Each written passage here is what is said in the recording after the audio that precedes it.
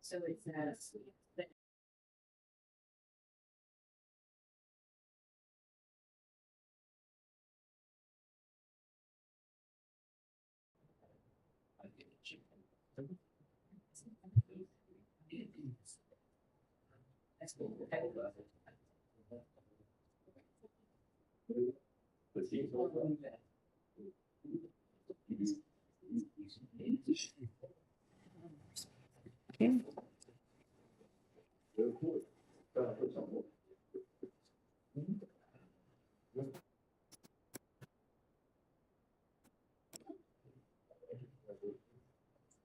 You gonna join us? You gonna join us? Yeah.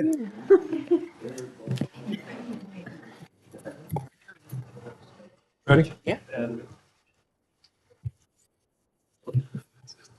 Good evening, everybody. My apologies for being a couple of minutes late. It's time to have the public hearing regarding ordinance O-26-12, an ordinance of the Town Council of Chesapeake Beach, Maryland, adopting the annual budget for the utility fund of the Town of Chesapeake Beach for the fiscal year July 1, 2026 to June 30th, 2027, and setting rates, charges, and fees related to water and sewer service by the town. Okay. Comments? Yes. Okay. Hi, Deb. Hello there, Debbie Buckingham, 3806 28th Street. I have a few questions before we start you deciding on this ordinance. My first question is, the current fee schedule states the quarterly fixed charge is based on use and occupancy. The proposed ordinance changes that language to $50 per EDU for water, $100 per EDU for sewer. Is this a change in how the customers are billed or merely a clarification of existing policy? Anybody want to answer that one? Okay. Next question. How does the town determine the number of EDUs assigned to a property? And where can a property owner obtain the official records showing the number of EDUs assigned to their parcel? Number 3. If a property has one water meter, one water account, one water service line, one sewer service line, what specific provisions of the ordinance authorizes billing more than one quarterly fixed fee? Next question. Appendix number G states that one apartment equals one EDU. For calculating capital connection charges, what ordinance authorizes Appendix G to be used ongoing for the utility bills? Number 5, if a property was permitted, inspected, approved, and connected to the town system nearly 20 years ago, under what authority can an additional EDU related to charges and classification be imposed in today's society? Thank you. Thanks, Deb.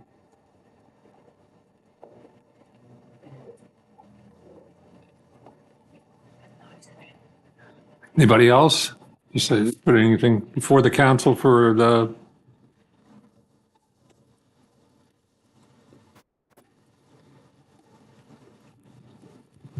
All right. If there is nothing else for the public hearing? Maybe with that, Dan, with the fixed fees and stuff like that, the one thing that didn't bring up was about the bay fees too. You know, I know we had talked about the different fixed fees and things, but I think she brought up some valid points. That will probably be in discussions later. Okay. Right.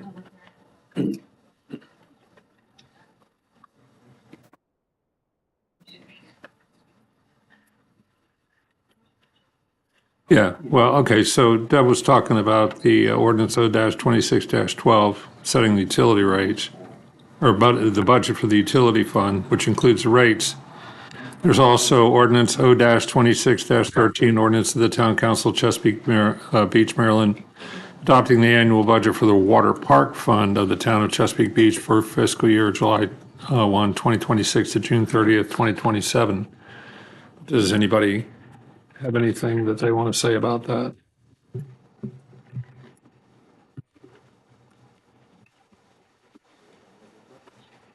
Okay, we will recess until 6:30 when the actual meeting will start.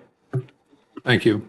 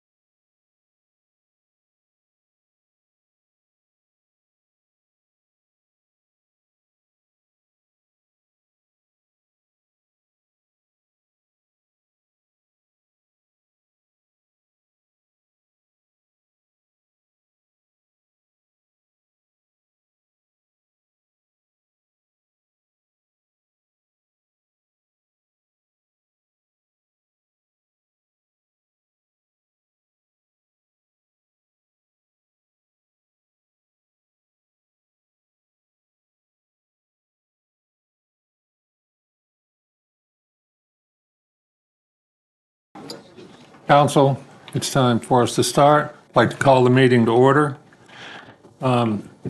If we could, I note that all the council members are present. If we could stand, please, for the Pledge of Allegiance. To the United States and to the republic for which it stands, one nation, liberty is.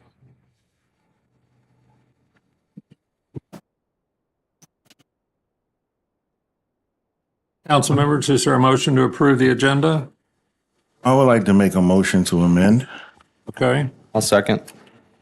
I would like to, for resolutions and ordinances, I would like to switch B and A.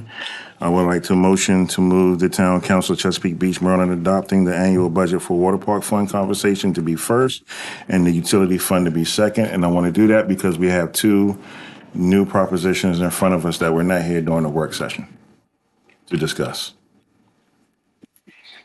if there's a motion to amend, is there a second? You did? Second. All in favor of the amendment, say aye. Aye. Hey, Opposed? The ayes have it. So so nice. noted. Thank you. Is there now a motion to approve the amended agenda? Motion to approve? Second. All in favor, aye. Aye. The ayes have it. This is the opportunity for public comment on any item that's on the agenda. Is there anybody in the public that would like to comment on any item that is in the agenda? If so, please come forward. And please give us your name and where you live and tell us what's on your mind. Good evening. My name is Andrea Smith. I live at 4010 13th Street. I am coming here tonight to comment about the new business of reviewing and discussing the Planning and Zoning Commission's memorandum concerning data center development. Now, I think as we all know, data centers are kind of a really, really big topic, especially here in the county. And for those that haven't been paying attention or aware, there are two proposed hyperscale data center projects in the southern part of the county in Lusby. What I will say is that process has lost a lot of the public's trust. And so what I want to start off by saying is first, thank you for putting this on the agenda and thank you for putting it under new business. So me, a mom of two, could public comment first and not wait until the end because I might have to leave early. So I appreciate that. I also want to just thank council members who have helped me in this process get to reach out to the community members because there really is a lot of not a lot of people know that it's going on up this way, and that's unfortunate. I think you all have in front of you data centers and their impacts. I believe you all were given a 2-pager, and I hope you had a chance to go over that. I'm not going to read through it. I don't have time to, but there are so many impacts to our community that would be incredibly damaging for a data center to be built here, let alone a hyperscale data center, because where would we even put that? They're gigantic. So we have the human health and environmental concerns, obviously, infrastructure concerns, economic concerns. But like I said, I'm not going to read through those. I do want to also say, I mentioned public distrust with the county level. So data centers have now become synonymous with political corruption. Mm-hmm. And what I will say is the fact that data centers were even put into our land use table back in 2022 is an issue. So it's not off to a great start. But like I said, the fact that many town council members are willing to work with the public and explain and also try to figure out why is amazing. So I want to encourage you all to continue to dig and figure out how that ended up in there, because we don't have, as far as I know, a record of who proposed it, how it got approved. The only place it is in there is in the land use table. There's no definition, no description, nothing. So that is a concern. So I just really want to encourage you all to continue moving forward, to be transparent with this. And as a small community here on the water, it's our responsibility to take care of our resources here and data centers don't do that. So I fully support switching from permitting data centers to not permitting them 100%. And as a charter town, I do want to encourage you all to look into how we can support and protect the rest of the county once we have taken care of our own here. Thank you. Thank you for your comment. Is there anybody else? Can I make a comment? Just I want to address something you said. So we heard it loud and clear. We were at MML. A couple of us were at the Maryland Municipality League conference this past week. So we've even talked with Alyssa regarding how to approach this. I would tell people I do AI for a profession. However, I completely understand the sustainability impacts and everything. I agree that there is no room in Chesapeake Beach. And I just want to say, like, publicly, this is a very simple fix. You called it out, right? So we've already engaged the town attorney. We've already engaged the planning and zoning administrator. What we're looking to do is ask for an official letter to come to us from planning and zoning that says we make this official recommendation to change it from P to NP. As soon as that happens, hopefully in the next, I think I talked to Sarah, in the next week or two, we're looking to have this on the July agenda. We can then introduce some legal language through our attorney where we will convert that from a P to an NP, and we will put this to rest very, very quickly. I think you have the support of everybody. But I know that there's great. a lot of people here. I'm sure that this subject's going to come up, but I wanted to just, I very much want to hear everybody, but I really want to just be transparent about what some of the steps we've already taken to address this. That's amazing. So I just want to reiterate, thank you for that.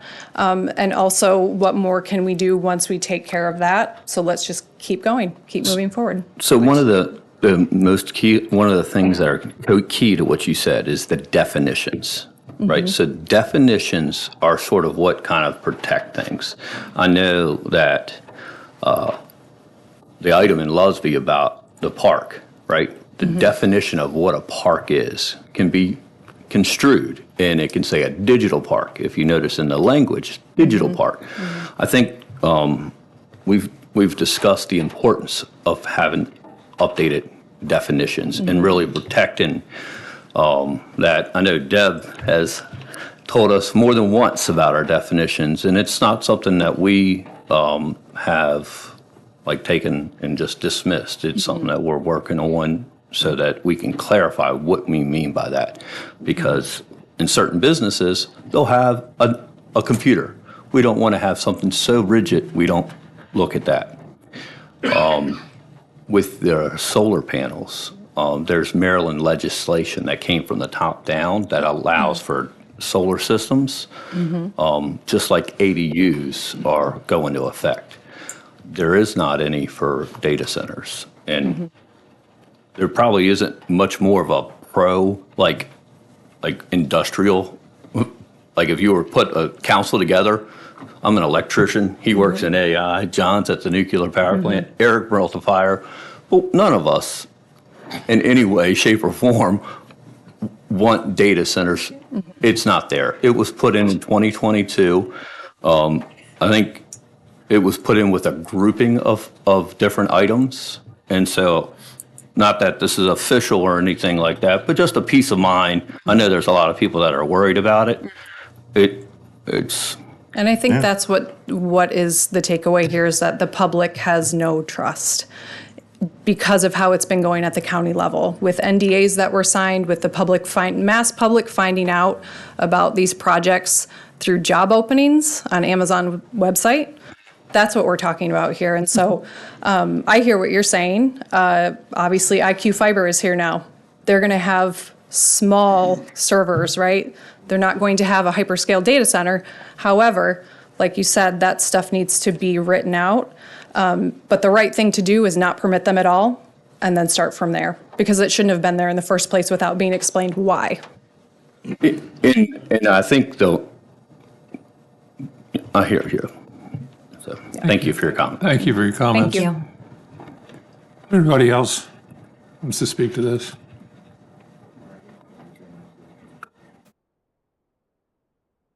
If you'd give us your name, please, and where you live.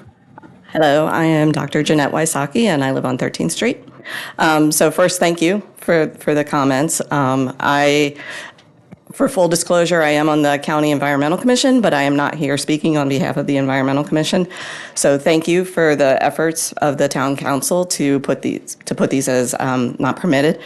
The one thing that I wanted to say, and this was great news, was, I've been reading about the passenger ferry, and all I could think about was, why would someone come here with a big giant data center, right? So to hear you say that is a great relief, and it's a great step forward. And it also, in my view, sets a precedent for the rest of the county. So thank you for taking these steps, and thank you for being the first to say, this isn't what we want for our community. So I just want to say thank you very much for that. Appreciate your comment. Anybody else have any comment on anything on the agenda?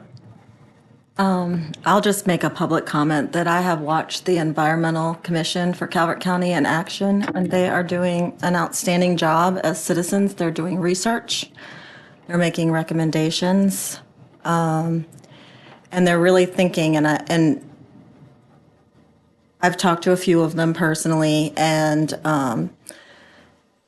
they get pages and, they get things last minute, much like we did on planning and zoning, and they go through them, and they've been holding the line because I think they see what everybody sees, that data centers are uncharted territory, and there's a real potential for being irresponsible with how we zone and irresponsible with how we would implement it. And I think that they are looking at the build, no build scenario, which is entirely appropriate in Calvert County, given all of the waterways that our land feeds. So I appreciate them. I hope everybody in town and out of town does their research. And if you know somebody that has the ear of a commissioner sitting, a commissioner running, whoever it is, please try to talk some sense into them. We are not ready for data centers. Thank you. All right, anybody else have any public comments? All right, let's move forward. Is there a motion to approve the minutes of the May 21st, 2026 public hearing? Motion to approve. Or a second? Second. All in favor, say aye. Aye. Opposed? The ayes have it. Is there a motion to approve the minutes of the town council meeting of May 21st, 2026? Motion to approve. Second. All in favor, say aye. Aye. Opposed? The ayes have it. Is there a motion to approve the minutes of the town council informational work session of June 9th, 2026? Motion to approve. Second. All in favor, say aye. Aye. Opposed? The ayes have it. We're going to keep going at this pace. We're going to be out of here before 9 o'clock. 8:30, man. We can do it. We can do it. I'm here. All right, that felt good. Next, we have a special presentation from the Huntingtown High School's Emerging Engineers, Old Rock Reef. And if you give us your names and introduce yourselves, we're happy to have you here. Well, my name is Tom Harton. I'm one of the teachers with the ChestPACS Environmental Education Program of the Calvert County Public Schools.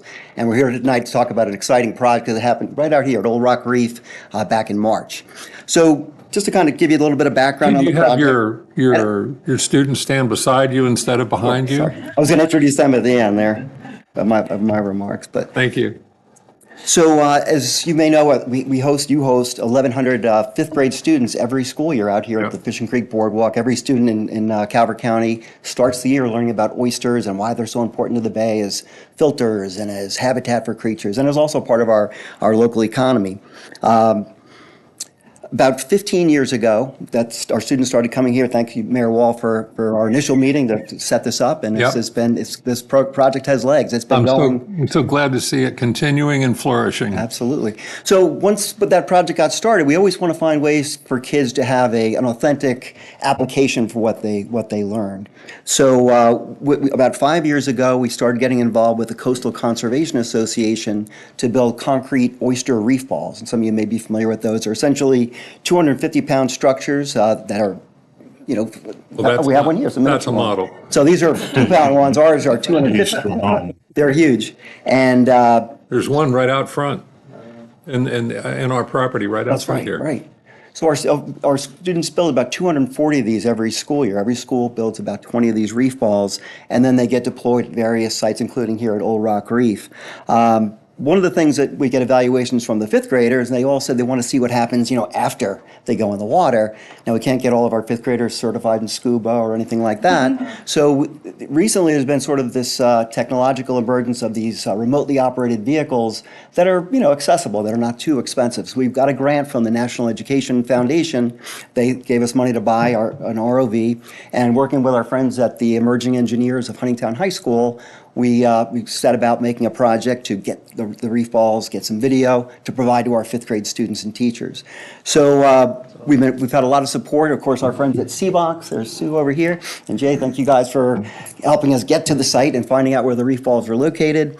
And we're just so thrilled with this project. So the students are going to give a presentation and give you a little bit of background of what happened with that program. I want to introduce Michael, Miley, and Mackenzie. They're going to start off with a little presentation showing you what we came up with from that project and sort of what went into making it happen. I also want to recognize Dr. Marshall Pike. He's hiding in the back there. He's instrumental in getting this project organized and making things happen. This is great. Good. Mackenzie, are you going to start? Yes. Good evening, everyone. We're the Emerging Engineers from Huntingtown High School. Today, we're excited to present our marine exploration project, the Old Rock Reef Environmental Monitoring Mission. Our project was built around one central driving question: are artificial oyster reef balls an effective strategy for promoting oyster growth and providing a habitat for other creatures in the Chesapeake Bay? To answer this, our team established clear engineering rules. Our pilots fly the drones and collect live telemetry. The videographer tracks subtle environmental movements. Our administrative coordinator manages safety checklists, and our equipment manager accounts for all hardware components. As a club, our mission is to cultivate creativity and collaboration through hands-on engineering. We bridge the gap between classroom theory and real-world science by focusing on project-based learning, ROV design, and marine exploration. We established 3 core goals for this mission. First, obtain authentic underwater footage of restoration efforts. Second, document the physical density and effectiveness of the reef balls. And third, package this imagery into educational resources for 5th grade classrooms across Calvert County. To achieve these goals, we deployed an advanced piece of technology, a Fivefish M200 V6E underwater drone that we named Chessie. If y'all like, I can show it to you. You bet.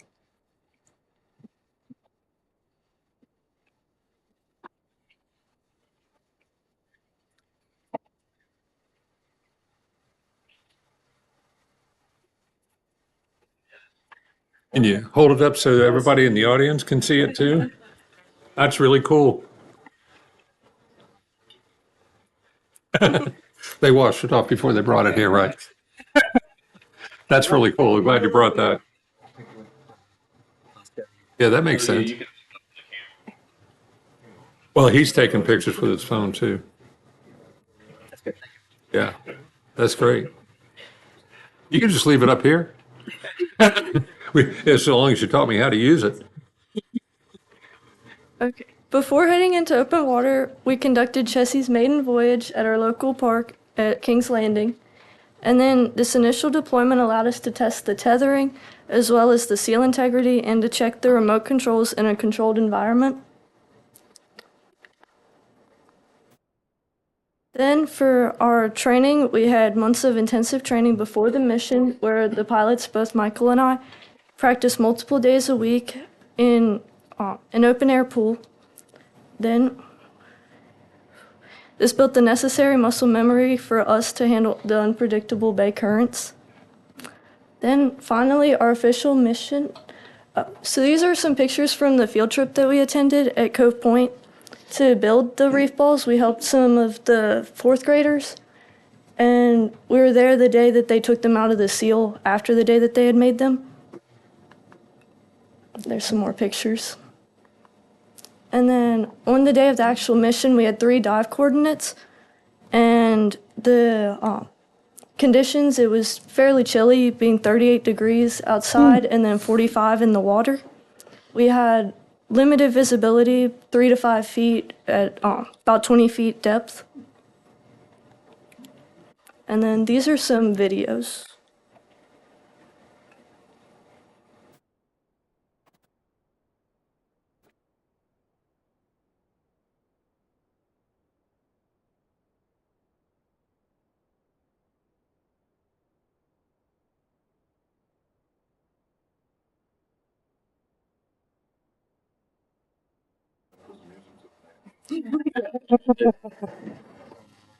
Councilman Anthony's real good at that.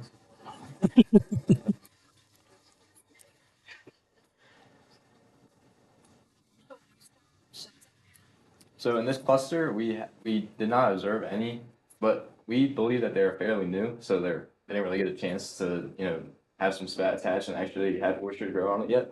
But if you fast forward a couple, I think. There you go. Play this video. It's just. Oh, that's just a picture. Never mind. So this is there a whole video of like the other reef? There isn't. So in this picture, you can see a little snippet of another reef that we explored. We couldn't find any reef balls in this area, but you know, it's what we use to actually serve as habitat for all these oysters, and you know, actually serve as a base, you know, for reefs like these.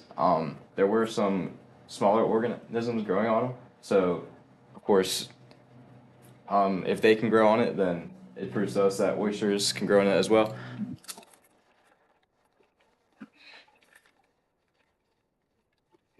We also saw a bunch of other organisms down there as well. We saw things such as crabs, fish, you know, other things that live around there too. Yeah, we're very happy to show the fifth graders that you know, what they're doing actually serve a purpose to the environment. You know, it can actually help oysters grow and, you know, bring back, you know, the population to the Chesapeake Bay.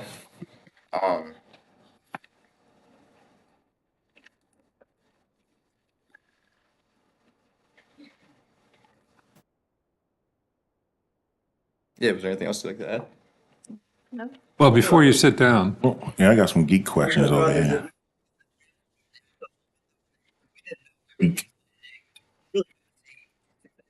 So we had set up the boat, we didn't know if we were gonna see anything. So when they dropped it down and then that first image came on the screen, you know, we all just felt like cheering, which is wonderful. Oh, that actually does work.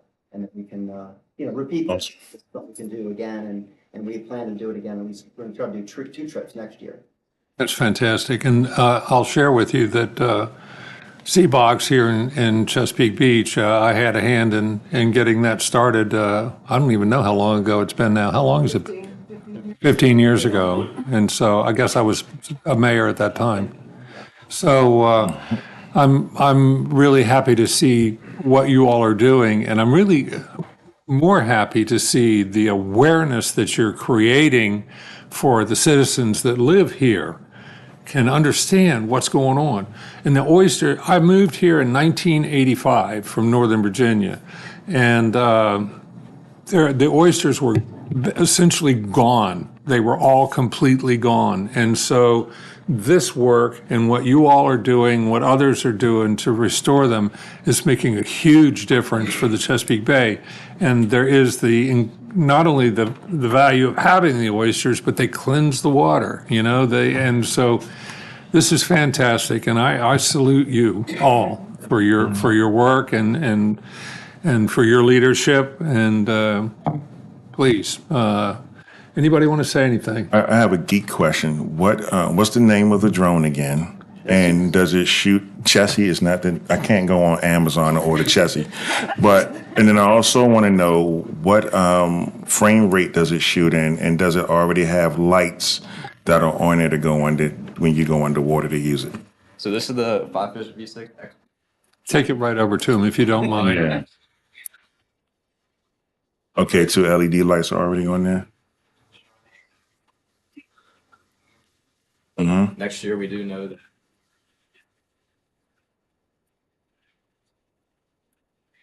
And let me see the top again. Hey, take a picture of it, Anthony. I will be able to find for fish. For fishes out there. He's I old got school. it. And do you know the frame rate when you guys go underwater? Okay. Okay. Right.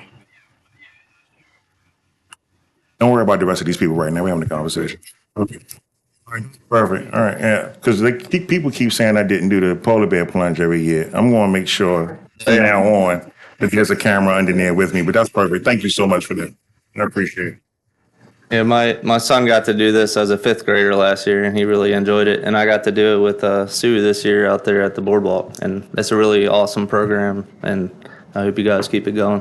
Yeah, Thank it's you. a blast. Seeing all the kids, being excited about everything. Like they have a blast. I have a sister who's in 5th grade, and she had all the field trips this year, and she had a blast too. And she was ecstatic seeing her brother on the presentation that you showed him. Yeah, I think the video is going to make a big difference, so they can act, like you said, so they can see their progress and what they accomplished. So that'd be awesome. Yeah, I love it. Yeah, that's neat that they have this to look forward to. And I just want to know, who is the best driver? Okay, well, that was nice that they gave it to you without any argument at all. You must be very good. She did. She's the one who actually got all the videos and everything because I broke my phone a week before the. In other words, it's called teamwork. She did all the work.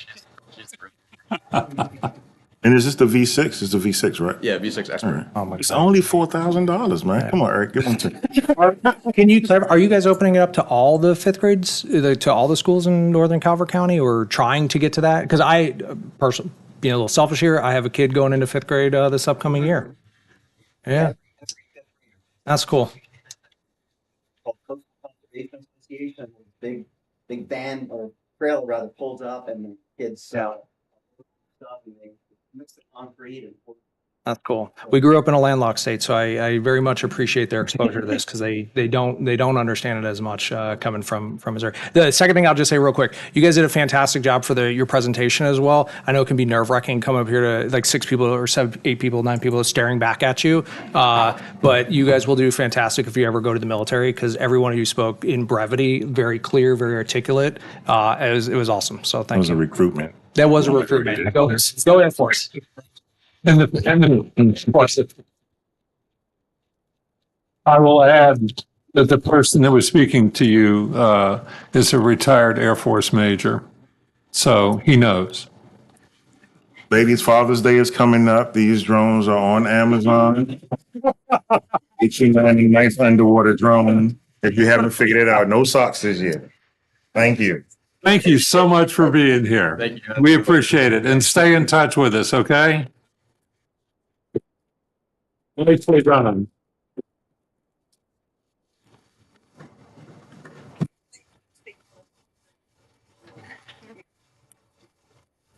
All right. I will give you a minute to gather your gear. Thanks again. So, it was only 1080 though. I think it's good.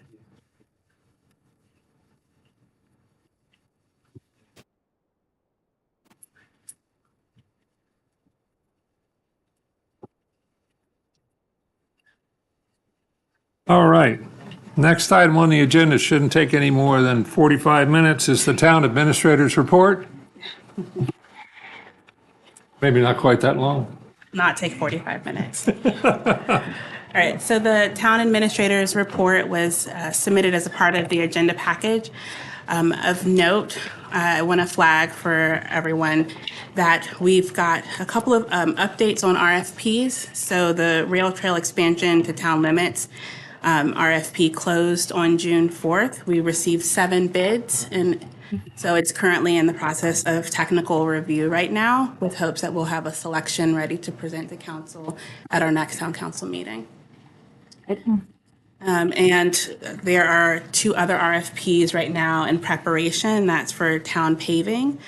So we've begun some communications around paving projects that will be coming in the next couple of months, weeks and months, and the fireworks. So we're at a point now where we need to rebid the fireworks contract. So those will be coming before you soon.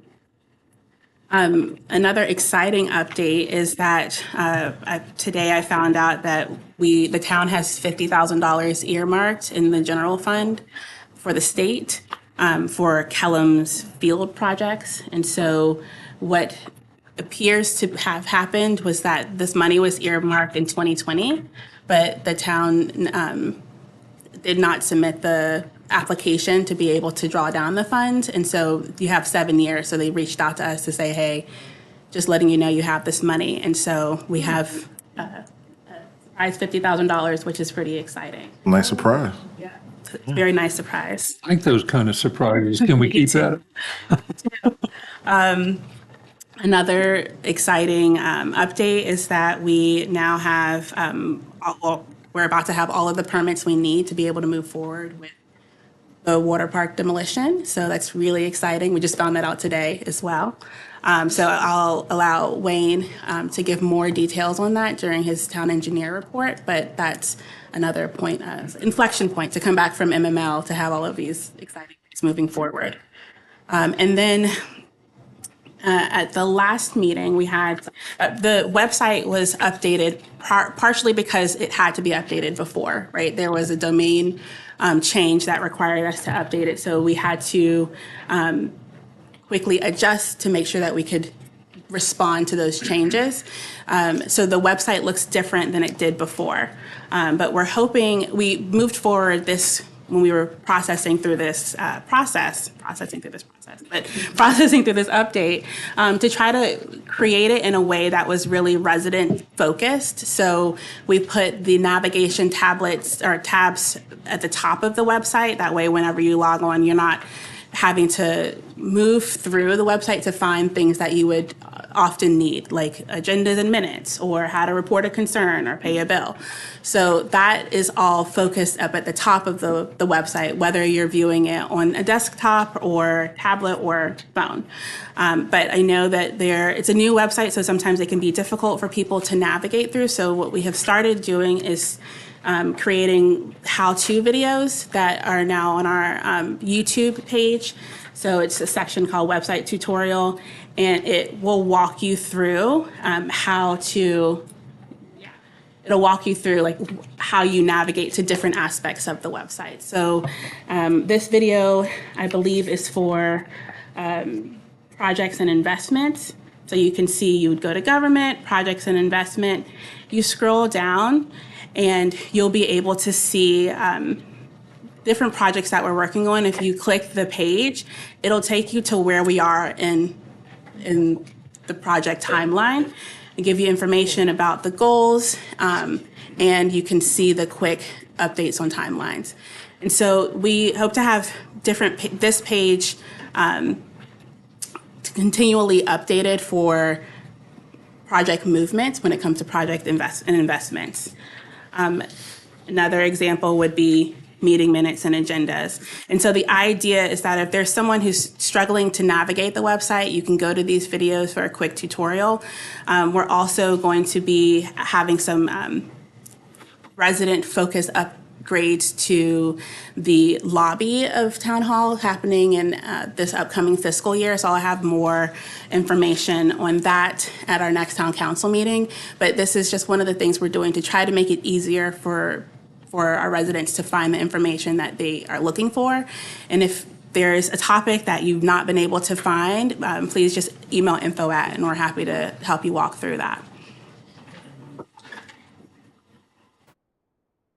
I am happy to take questions. Go ahead. That is awesome. That is awesome. I would say that locating the videos is probably top on everybody's list. And locating the town code and budgets is top on a lot of lists. And you have the calendar and everything up front. So all of that's very easy. I think everybody's saying that that's easier, so that's great. But the government stuff. Absolutely. So we can make. I could even use a tutorial for some of that, so. Happy to put it together. So we'll have that in that YouTube playlist. And if there are other topics that you'd like help or videos on that would help you navigate to it, just let us know and we'll get that up there. That would be amazing. Thank you. Yeah, I have it pulled up right now. It's at Chesapeake Beach MD for the YouTube. Just like and subscribe. Plug that. There you go. I think on the website, I've noticed the mobile view, and sometimes is a little clouded, and the I think maybe kind of take a piece at a time of putting old past agendas and stuff like that there, but just maybe if we could, if anybody submits a request for agendas or anything while we're transitioning, just to make sure that the public knows where to access it. I know that's with a lot of people upset about things, they can kind of feel like, well, where's it at? So with the different things going on. One thing that I would like to have is where we had talked about a paving schedule. If we could have like the paving schedule and just kind of like, I don't know, maybe going into either once or twice a year, like a report or something like that provided. I think you were saying something with that, but if we could also do that with like our tracking systems and things. I know that we don't expect there to be any permits of any substantiation, but if there was some way to kind of have a report of any, I guess, applications, maybe, for permits. So, and that's sort of, I guess, the lady worries. So what I'm saying is if someone were to submit an application for a data center while we're working on creating the definitions and stuff like that, well, the council would be made aware of it. Yeah. Is it just a little transparent, like saying we're keeping an eye out? Absolutely. If someone submits an application for a data center, council will be aware of it. All right, thank you. I think those are great updates. I think you guys are doing a great job, and we really appreciate with juggling us, dealing with town. You had a staff. I think we're doing really good, and we're going in the right direction. So appreciate it. I agree with you. Can I circle back to my question number 2? For the water park, you said we're ready to demo. Does that mean where are the permits at for the build? I will defer to our town engineer. So based on our conversation today and our progress meeting today, the only thing that's pending is a fire marshal approval, and our building permit will be issued. That's good news. That doesn't sound like something that would hold it up if it's a water park. Fire marshal, is that at the state level? Like what fire marshal comes in? State level. State level. So that means this question does not come up again when you do your report, right? That's up to you. That's right. That's right. You're not even going back. I do have one more update. I had a conversation less than an hour and a half ago with the executive director for Southern Maryland Tri-County Community Action Coalition, who own Fishing Creek. And so Courtyards of Fishing Creek. And so they have submitted their selected vendor for demolition to their board last week. That was approved. And so they are now submitting it to DHCD so that they can get the final approval and be able to move forward with demolition. And then they'll be submitting their applications for rebuild. So just wanted to give you all updates on that. Sounds good. Good news. If you have a question for planning and zoning, you can ask it at this time. Okay. Yeah, I do. one of the things I noticed in your report was with the state down items, you actually have that solar that I referenced earlier there, but it's also the ADUs that go in there. I wanted to kind of mention that North Beach had invited the, was it Department of or the Comptroller's office? And this was a Comptroller state down initiative. And they gave a very good presentation for the reason why the state of Maryland put this in place. And it was to make housing more affordable. I spoke to a lady, Anthony, met me over there, and they were very nice, and they were very clear. I think it might serve, if we needed to have a reach out to them. I think they seemed like they were. Well, I will let you know that Councilwoman Michelle Crosby is the one that invited her in. So it was a council member that brought her in to speak, and I think you can connect with her if you want to see if you can get the information, and we can have a presentation here as well. Thank you, yeah. So with our ADU policy, I did not see anything, it seemed like it didn't mention rentals. You kind of skipped over that. And I know we've kind of done a rental subcommittee and kind of done a lot of stuff. We were hoping that maybe you had a chance to review that to kind of. I'm sorry, can we do this during the planning and zoning portion of the report so that we can? So the Planning and Zoning Administrator's report is submitted as a part of mine. Right. So it's, unless you want to move it to the Planning and Zoning Commission portion of Well, it. there might be more questions for that. So is this something that's just for this one question for now, or do we need to get more information, period? So I asked Amelia if the time to ask Sarah's questions was now. She said yes, because they've moved it inside of the same report. Okay, have at it.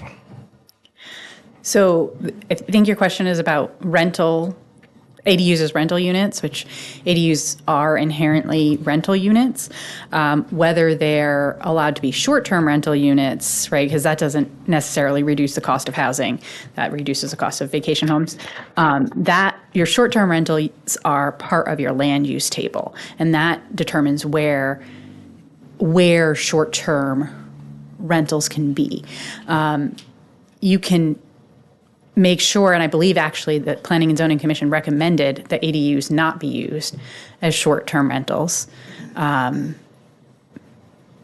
have to go back and look at that, but I think that was one thing that's in yours. You can decide to remove it or keep it, but generally, short-term rentals don't significantly reduce the cost of housing. Well, so I didn't think currently the short-term rentals were allowed in town of Chesapeake Beach. So they're not part of our rental program right now. They're allowed in, give me a sec. I think they're allowed in the town commercial and one other zone, but I want to look specifically. I think our charter prohibits them. No, they're allowed. Oh, if your charter prohibits them, then I guess that's an issue. They are. Short-term rental. They're called vacation homes, or tourist homes. They're called tourist homes. The code. Pretty sure they passed code on that. Sorry.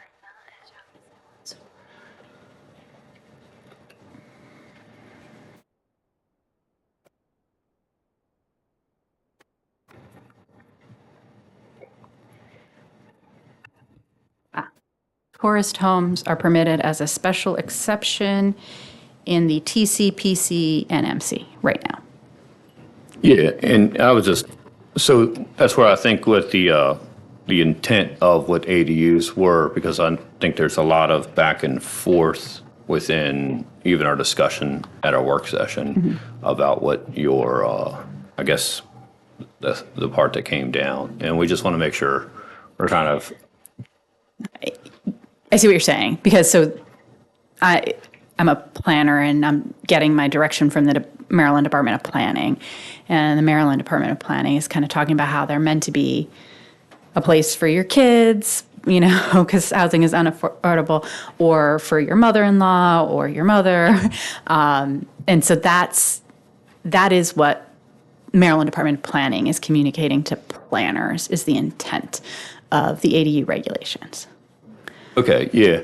So, yeah, I just, I want to make sure that I think some of I think it was the home occupation. It seemed like there was, from what came to us to what we passed, it was a little bit, it was some, it was a little bit different. I just, maybe just posing questions and stuff to you in this manner isn't meant to be helpful, not to be distracting. So, yeah. The one thing I did hear you say when we had talked about it, our work session, was in regards to, you're saying emergency, homes don't have access for emergency throughout town. If there's an item, you can circle back to it, but if there's areas through town that have issues with fire and rescue, we should, as a town, so I'd appreciate an itemized list, if we work with Jay or however, so that we know to kind of be front facing, not to say, oh man, fire personnel couldn't get to areas. I think that's something we should address. Yeah, that's not my area of expertise, so I wouldn't want to try to provide that, because I don't believe that I have, you know, fire access, and I'm the best person to assess fire access. Oh, I was commenting yes, on what sorry. that's what you said, the reason why certain places weren't allowed to have it was that. Off the alleys, yes, because the alleys, because they're so narrow, and they tend to be in areas with limited parking, a lot of times when there's like an alley in the back, people are parking sort of into that alley. We know that a fire truck generally can't get down that alley, depending on how long the alley is and where the house is located along the alley. That's sort of a known fact of alleys, that there can be access challenges. And so that's why the state allowed that language regarding alley access. Is it because it's called an alley, or is it because of the width of it? It's because of the width of it, and because it's actually referring to pre-existing structures. So if someone came in today to build an ADU and the only access was through an alley, then we would advise them, you know, to provide different access or to locate, or we would work with the engineer and the county to make sure that the location of the ADU still allowed emergency access. When you're converting an existing ADU, you don't have as much flexibility. You might not have a sprinkler system. So there's just more risk in the converting your shed to the ADU on an alley than there is in another situation. And so that's why that language is in there. So would that same restriction be used for if someone were to subdivide their parcel? So you have a house, and then if they had land, they would subdivide it, or if there was a lot that didn't have a house, they would be allowed or not allowed to build? So subdivision is a separate ordinance, and if you subdivide your parcel, the house is no longer an accessory dwelling unit. It's its own dwelling unit on its own parcel. So it would be subject to a different set of rules. What if the lot was already established and it was in a road, but the width of the road was what you're saying is an alley? So you're saying if there's a pre-existing lot with only a shed on it? No, with nothing on it. Okay, then if there's a pre-existing lot, then if they come in and ask to build a house on it, they'll be subject to the zoning ordinance. And I'm saying that specifically because there's different rules for lots depending on how big they are and what time they were subdivided. And I can't say specifically whether they'd be allowed to build a house or not. Would it be more beneficial to get like an email with all the questions that he has, or you guys can have a conversation and suss that out, then anything that needs to come back before the council can come back? Well, so no. I mean, it would be beneficial for the other stuff that we have to do. And right now you're hijacking the meeting because you keep asking questions after she answers something. There's nothing that's going to satisfy you right now. We got until October. We got utility and water park budget funds in front of us. We have to move forward. Right now, you're having a private conversation. And I'm asking on the behalf of everybody else up here that we can continue that conversation so that you can get the information needed in an appropriate manner so that we can move on with the meeting and not hold up everybody else who has to have a report. And I mean that with love because you know I love you. But for right now, Sarah needs to sit down. We got to move forward because we got things that we got to get done. You don't want to talk money? Dan is next. We got to talk budget stuff tonight. We got Jay still there, Wayne there, Josh there. We got to keep moving. Right now, this is a conversation where you guys can talk one-on-one and you can get all the questions and answers you need, and then you can report it back to us and we can have what we need to be ready for October. But for right now, we're just all sitting here listening to the two of you have a conversation. And I don't mean that in a negative way. You know I respect and love you, brother. But I do want to make sure that this happens in the appropriate way where it's beneficial to all and we still get the work done that we need to tonight. No problem. Just one more question. So, one more question. One more. Question. Oh, and see? Sorry. So I discussed paved sections, right-of-ways. I know we have a petition here in regards to another area, but over on B Street, on the south side of town, there's a building permit that for a new house is being built on a lot, and that B Street there is an alleyway. It's not a street. It's called B Street, but it was the alley according to the plat. So how is that? B Street is a street, but also it's not an accessory dwelling unit. It's a house. So we're talking about slightly different things. So in the accessory dwelling unit regulations, there's a specific regulation that says you cannot convert an existing shed or garage into an accessory dwelling unit if that shed or garage only has access from an alley. It's very, very specific and narrow. And it's not related to new construction. And again, for all intents and purposes, B Street is a street, and that's how it's seen by the town. Well, and that's why I was asking. That was one question. Correct. But that's why I asked about what defined that. And that's where I talked earlier about definitions being very important. So if we're saying a street is defined as a street because it has a name, that's something that would be load bearing for us as a council to know. So the definitions, which I've circled around many times, how important they are to have. Thank you. All right. I just want to note that you do have a separate ordinance that's not the zoning ordinance that regulates what's a street and what's not. And I'm not totally familiar with that. So. Lori, you have a question? I just have maybe 3 questions or comments. There's a table of uses here. Yes. Is this what's being proposed to us? So Or this is, you're what looking planning at, and zoning is getting ready to work on? are you looking at the data center memo or the? Yes, you want to talk about that later? I think that's an item on the agenda, so yes. Yeah. Yeah. I don't specifically want to talk about only data centers, but I can do that at that portion. And then I just want to make the comment that with really anything that's going to affect the HOA, such as the ADUs, I think a proactive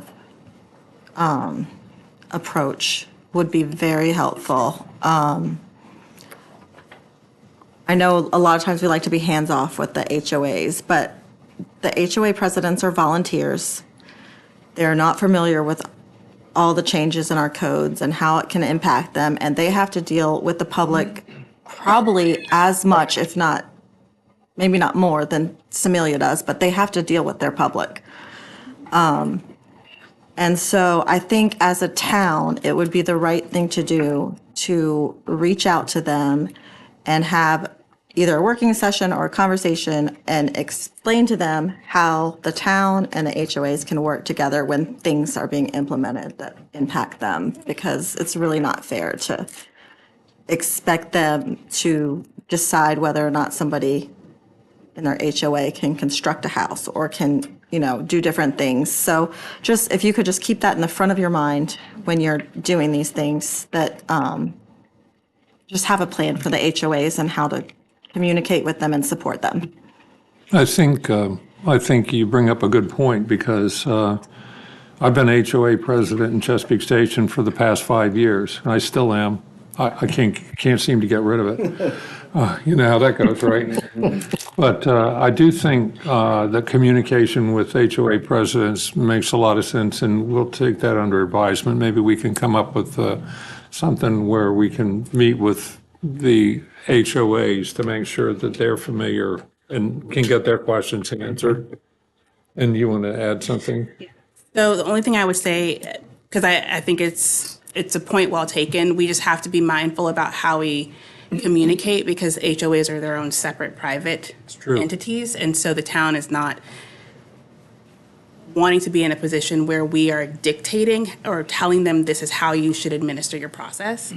And I think the attorney can probably speak to that better than I can. But I think there's absolutely a way that we can to navigate through that, where the town is within the town's rights and roles to communicate what's happening without overstepping into a place that opens the town up for litigation. Absolutely. That's all I'm asking, is just some communication and support for them. Yeah, makes sense. Yeah, I'm just going to echo a comment that Dr. Apuda just made, which is that you need to be careful about providing legal advice to third parties. We can't do that. So they can be educated about what's in the ordinance, but we can't tell them what they can and can't do. That they have to consult their. Okay, thank you. Let's move on. Time for the town treasurer's report. Take it away. Mayor, you have a copy of my June report in your packets. Nothing real urgent to report. We will be discussing the utility fund and water park budgets later in the agenda, so I will just ask you to accept my report, and I'm open to any questions you have. Does anybody have any questions at this time for the treasurer? At what point are we gonna apply for the bond for the water park? Is that coming up soon? The state bond, that's under in process now. I've already submitted for it, waiting for them to come back with approval or non-approval, move to the next steps.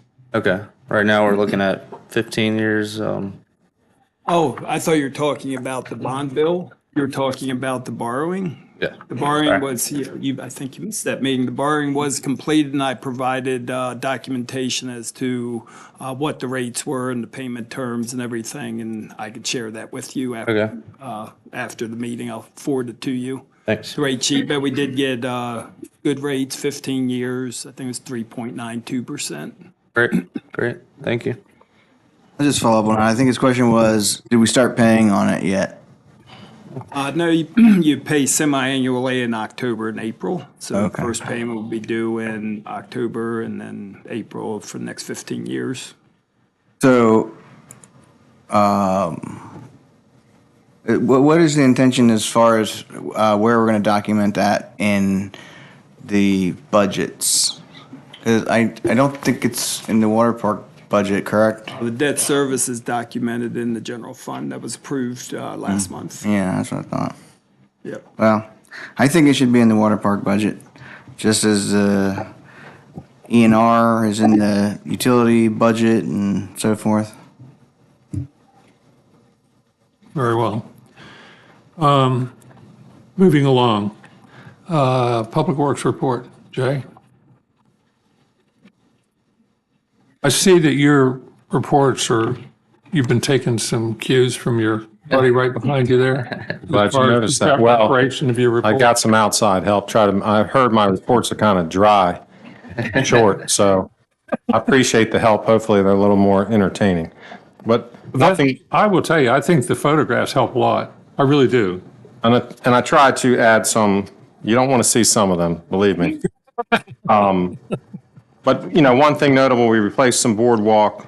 We replaced the benches that were missing on the trail. I did add one bench to Bayfront park trail that's under the shade tree on the corner. We did spread 100 tons of sand on the ball field, Bermuda sprigs, and June's the time to do that, so we should be in pretty good shape come football season. Nothing else too notable. I can take any questions. Yeah, I was out there when Les was spreading the sand. That was quite an operation. There was a lot of sand too, wasn't it? And I will say this, the town we used to borrow that sander from the county. They needed it at the same time we did. Logistics was rough. It was an older machine, so the town did buy their own at a really good rate. We have it at Public Works, so now we can do it at our convenience and spot do it when needed. And I think it'll be way more effective and pay for itself very shortly. Great. Any questions for Jay? Okay. Thank you, Jay. Wastewater treatment plant. Oh, I still get that wrong. Josh, how are you doing? Not too bad. How about yourself, sir? Good. So I want to start off, I did watch the work session from last time around and the discussion regarding ADUs, and I just wanted to bring something to council for consideration. When we're looking at ADUs, you're adding on flow to the treatment plant.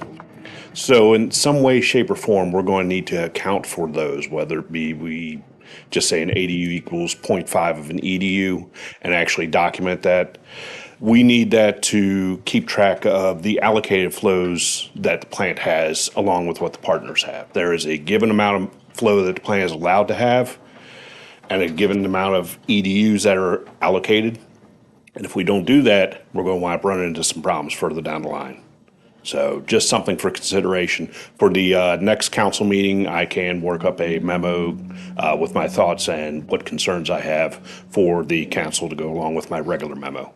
And as I recall, each of the four entities has a certain number of EDUs. Correct. And there's even been some dispute about whether they're properly allocated, but that number is important. Yes, sir. And go ahead. Did you have something to add? Okay. So on to the memo. So the IMAX is working on our PLC project. I reached out to them. They're at about 95% completion right now. They're just finalizing all the input outputs tagged into the program and just finalizing all those connections. MDE has confirmed receipt of our PFAS reports, and I'm awaiting a response back from them regarding the influent and effluent numbers if they had any concerns. If anybody has any questions.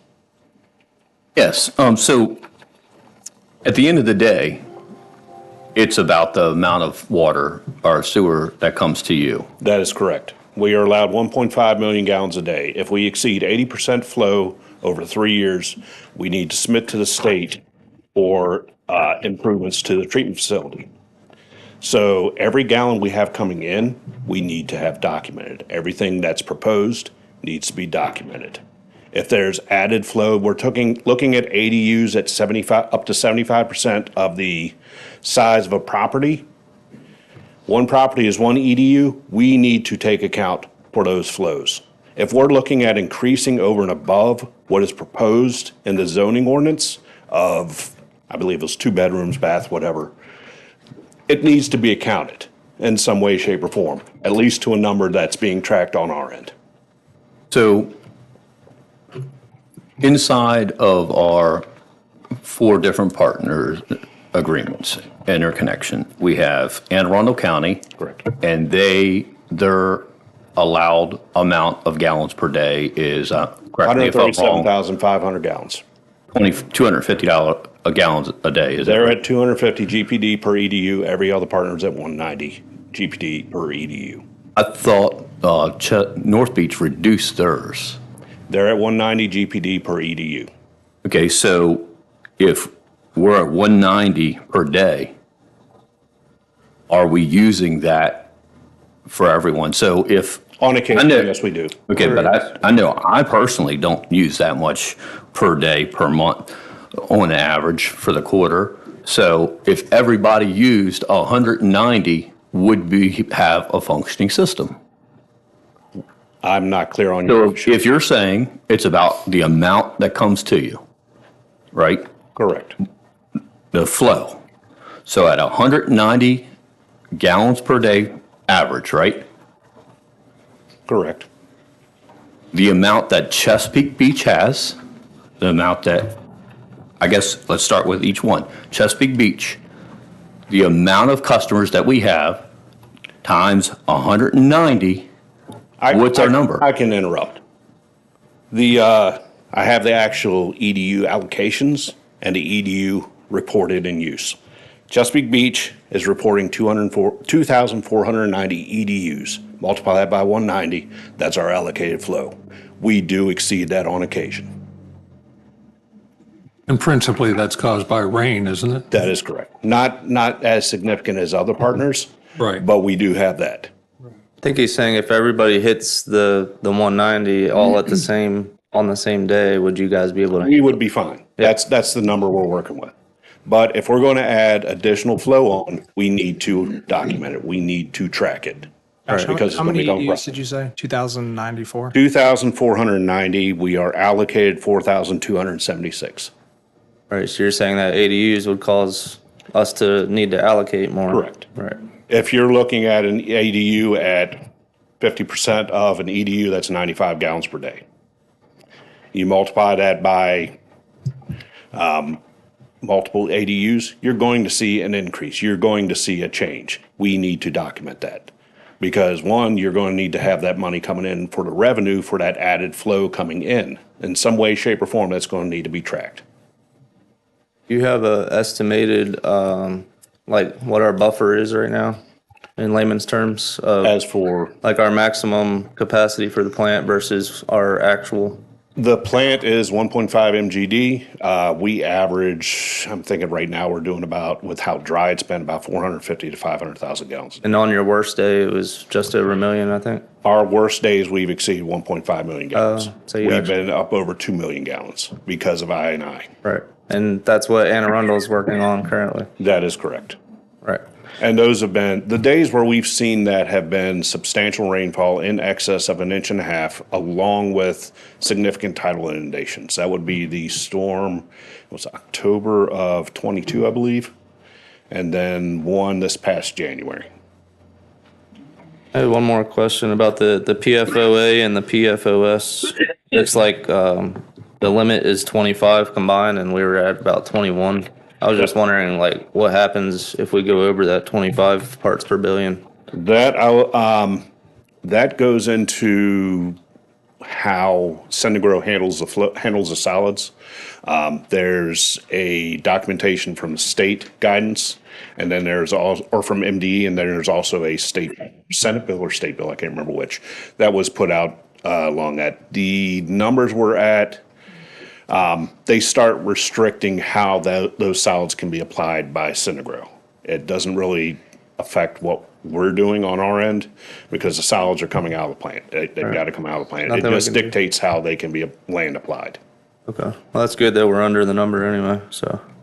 All right, thanks. What's the plan then? Because I believe that we would have more, as this policy goes into place, we would have more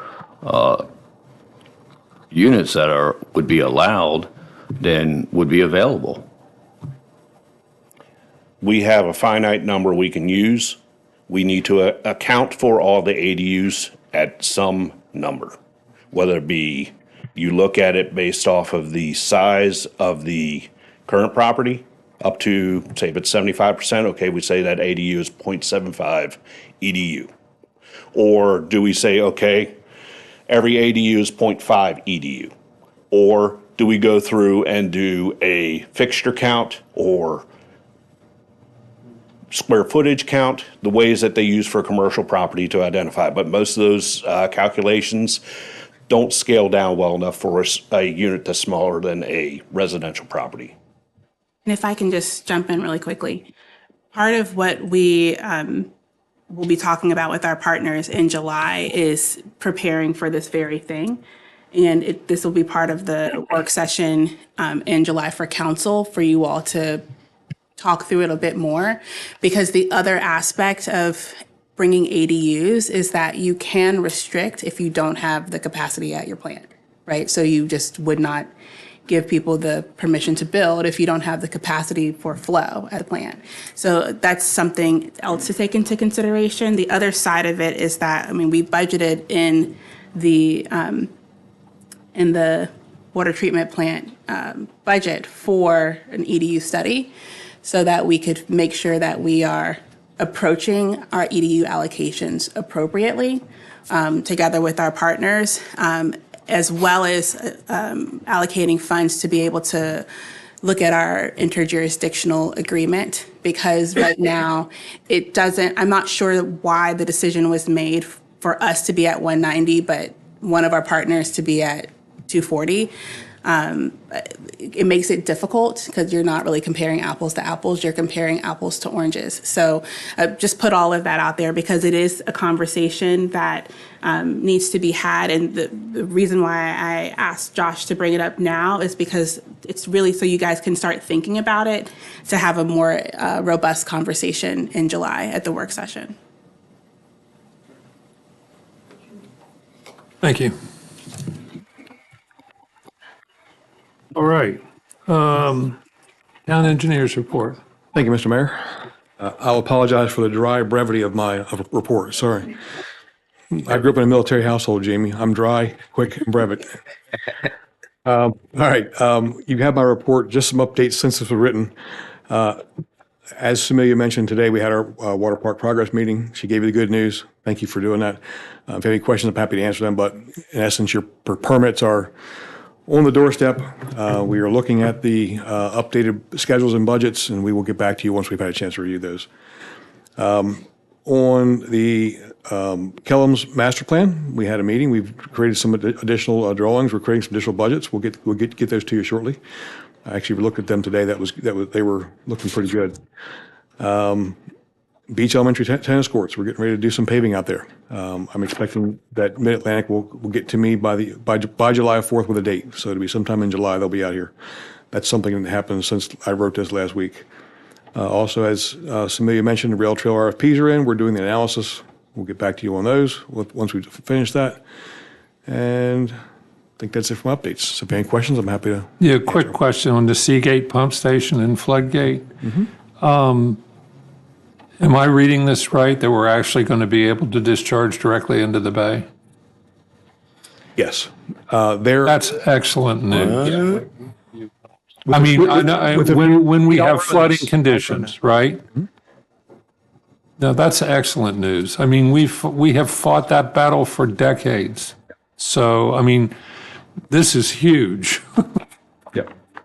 So as you've read, MD has said we need to do pretreatment before we discharge into the bay. We have to have a three-way valve, but yes, they're willing to approve the scenario. Makes a lot of sense. That's awesome. That way we won't flood out Baycrest and, Seagate, Seagate.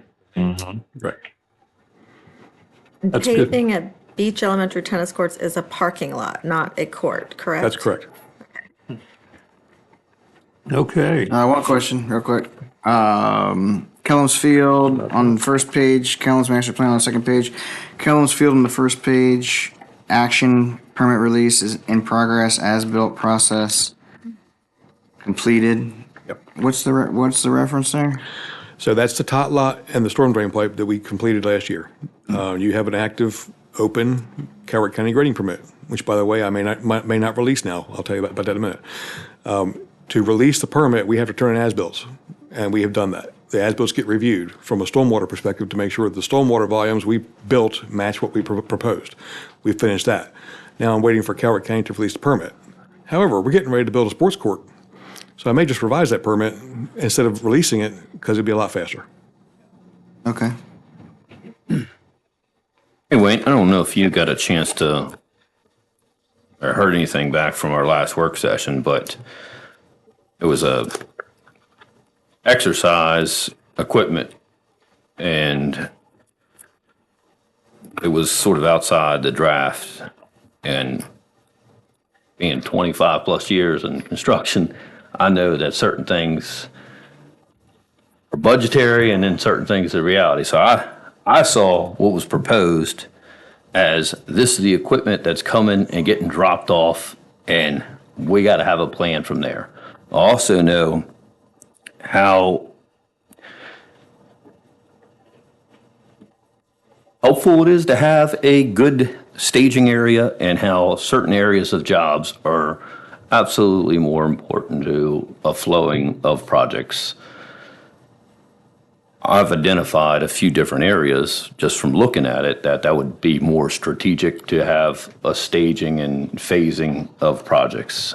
And I don't think starting and doing things without sort of an overview phased approach to know what is and isn't going to be done. I know I'm just a guy that works in the field, you know what I mean? I'm not an engineer, but I've many times seen how the reality of building things and the discussions that went into them kind of didn't have that. So that's just sort of that kind of time, trying to identify if there is a plan, making sure that we are looking at how the actual production in reality of putting something in. Like I think the bleachers there is a kind of a key staging area. I know we're using it all the time behind that for whether it was the IQ Fiber staging area for, I think we did it for the trash cans. They were loaded there. So what's your plan about that equipment? So we are currently working on the revised master plan based on comments we received from you all and from as well from the committee. It includes that sports court. We are also working on, we started looking at how we're going to build the sports court because we have to have that done this year. We're working on design of that area as we speak. Well, today we'll be again tomorrow. So if you're talking about how am I going to stage the equipment to build it, I expect that as I complete the design, I'll figure that out. But I think that back parking lot is going to be pretty integral to that. That'll be my staging area. But as the plans develop, I can give you more information. As of right now, we have a revised plan, which includes the sports court, and we are working on a design to revise the permit, to get it permitted and get it built. So before I usually start projects, there's phase 1, phase 2, phase 3. So you kind of know the whole plan first and not figure it out. Figuring it out, I don't think if we are going to just figure it out over and over as a town is the better approach. Remember, that's why we're doing a master plan. And we'll finish the master plan before we build the sports court. But if we're going to build the sports court this year, I got to get working on designs and permits. Are you good there? The Chesapeake Village. So it sounds like we got good news from they came out, they walked around with you, they said they agree that it looks good and safe. I wouldn't say they made any commitments. They certainly understand why we're making the change and what we're doing. And I think my summary of her comments were, yeah, this makes sense. So the downfall is we kind of have to start over with the grant process, but it looks like now we have three opportunities for grants. Are we able to apply for all three of those, or do we have to choose one? Or? They're all three part of the same grant process. The state makes the decision which one or which two or which three they award it out of. Okay. They could award it out of all three grants if they choose to. And that'll be part of the committee discussions they have between now and September. Now we're pretty much waiting for September for that. Correct. Okay. Do you need a discussion on the alternatives at this, or does that come later? Comes later. Okay. Thank you. Mm-hmm. All right. Thank you very much. You've been busy. Loving every minute of it. I'm glad you do. All right, Sheriff's Department. So nice to see the Sheriff's Department before 9:15. How you doing, man? We're making progress. We're making progress. Come on up How are here. you all this evening? Ronnie, you. My report's in writing, but the highlights is had 158 calls for service. It's down from 159. It's down. right. Yes. All right, that's a major improvement. One less call for service from April. Other than the calls for service, self-initiated items were 693, which included patrol checks, follow-up investigations, traffic stops. There was 4 DUI arrests, destruction of property, a few assaults, and violation of protective order arrest. Any questions on it? None? Wow. Thank you, sir. Run away. I feel relieved. I'm the only one without any questions. Right. Right. Oh, no, go ahead. I had to do that. Thank you for that report. North Beach Volunteer Fire Department. Good evening, sir. Good evening. Greetings from Chief Stanton, President Chief. I guess, did everybody get a copy of the statistical? Because I know it got delayed. I don't know that I have that. Okay, I'll make sure it comes, nothing jumped out, nothing special on it. I'll make sure. I just got mine like 10 minutes before the meeting, so I don't know what. It's better than 10 minutes after the meeting. Yes. Everything's pretty uneventful, pretty quiet. That's good. So, oops. Happy to hear that.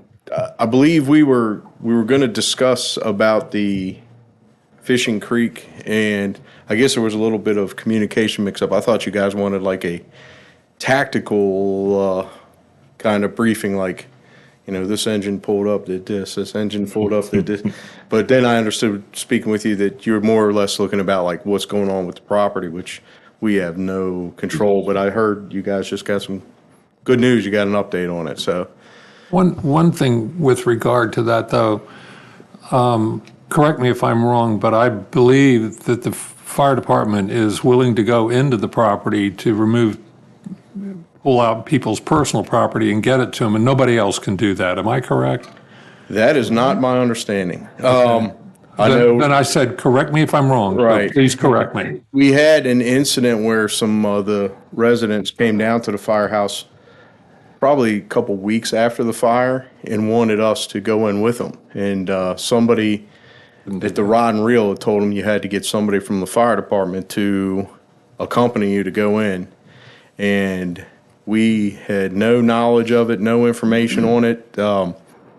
We really didn't want to get into that business because this person walks up and says, that's my apartment, that's my jewelry box. We have no idea whose it was. So I actually spoke with Lieutenant Phelps. I gave him a call when that person was there, and it was, the responsibility of the management to let people go in or out. As far as, we didn't want people walking around inside the project because it's dangerous. It's not safe. Yeah, we didn't know what could have happened. So we have not accompanied anybody in or out. I know we'd had some people ask us. Okay, because I had heard that anecdotally. Obviously, that wasn't true. Yeah, the residents that talked to me said they talked to somebody, it sounded like from the insurance company adjuster or something, that was down here at the Rod and Reel taking care of all the business, but that was not something they had talked to us about. I can't speak to that because I'm not sure, but I do know from the conversations that I've had with the owners of the property that it was the liability risk and the amount of insurance it would cost to cover. It's an unstable structure for people to go in who are not trained. And so I'm not sure if maybe they thought, oh, well, the fire department might be trained and then they went down there. But the property owners have communicated that they don't have the liability insurance to cover people going in to try to retrieve it since the building has been condemned. Yes, fair. A tactical video would be pretty cool, though. I think one of your guys posted some videos right after. It looked pretty interesting. Right, and Chief Tippett, who was the one that put that all together, he just got back in the country last weekend.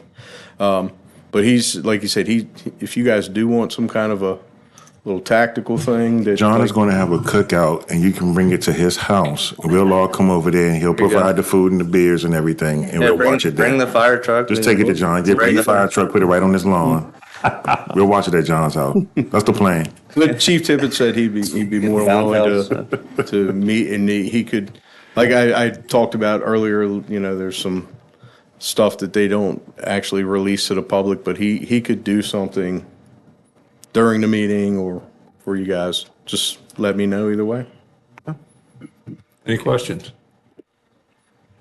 Thank you for your report. All right. Thank you, Always sir. good to see you. All right, time for the mayor's report.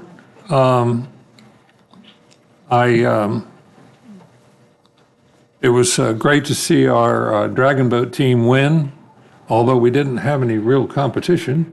But it's a win. So congratulations to the Dragon Boat team from about a week ago, out here in front of North Beach. I just got back from yesterday from the Maryland Municipal League conference in Ocean City. We got my granddaughter up here right now. She just graduated from high school, and on the left picture, that's her mom, Michelle, my stepdaughter. And then that's Olivia, who just graduated. And then on the right picture, it's her buddy Keeley, who is a year older than Olivia, but they both are horseback riding fanatics. And so anyway, it was just great fun to see that. This is something I have these, they're scanned, but I have them up here, that my wife received. And that is that one I think is from the school board. And she was named, no, actually, that's from the Mount Harmony Elementary School. My wife has served as a volunteer at Mount Harmony Elementary School since the previous picture that you saw, Olivia started school there, 12 years. And she was awarded the Volunteer of the Year. And then to cap that off, then the school board itself made this presentation, which you can see on the screen, or this one right here, to Becky for her 12 years of being a dedicated volunteer once a week while school is in session. So needless to say, I'm pretty proud of my wife. And so can we give her a round of applause? She's watching right now, so hi, Becky. Yeah, well, she's not watching. I'm sure she does not watch these meetings. Oh, there we go. Okay, and so this picture is our Dragon Boat race team. And they did really well. North Beach didn't beat us this year. Nope, they had no fans. North Beach didn't race this year. But I did get to race against my wife in the first race, and that was interesting. My church was like, why aren't you racing with us? I was like, sorry, man. So she was with the church, right? Yeah, and I was with the town. So at any rate, their Dragon Boat races are a lot of fun, and so that was really a good thing. This is my wife just last week when we went to Ocean City for the Maryland Municipal League conference. And we were just having some crabs at Hooper's Crab House. If you've ever been to Ocean City, it's on the main drag as you go in on the southern entrance. And man, we had some good crabs there. They were good. They were fun. That picture on the left is me with Scott Hancock. Scott Hancock is the retired CEO of Maryland Municipal League. And when I served as president of the league, he was the CEO. And we spent the whole year together. Actually, we spent 3 years together, because you spend 1 year in training, you spend 1 year doing the job, and then 1 year in follow-up. And so I got to know him very, very well. In fact, it's really funny. When I first met him, his kids were about this big. Now they have their kids. So this goes back a way. But it was great fun to see him there. He's not always there. And then the picture in the back is the people that have served as past presidents of the league for a very, very long time. I'm sure there's at least 200 years of service to the league represented in that picture, and you'll notice the old guy on the upper left there. So that was fun to get together with them too. What do we got next? Oh, that was it. Well, I got a couple of other things then. there were some vendor displays that I attended and got some good ideas. And those of you that were there, I know, had done the same thing. I think you all walked around quite a bit. So hopefully coming back with some good ideas that'll help us do what we need to do here in Chesapeake Beach. Only other thing I had down here, and this is stuff that may have already been covered, but IQ Fiber is up and running. The new seasonal employees are now at Bayfront Park and Kellums Field. Kellums Field renovation, I mean, we saw when Les King was out there working on that. I just managed to be out there.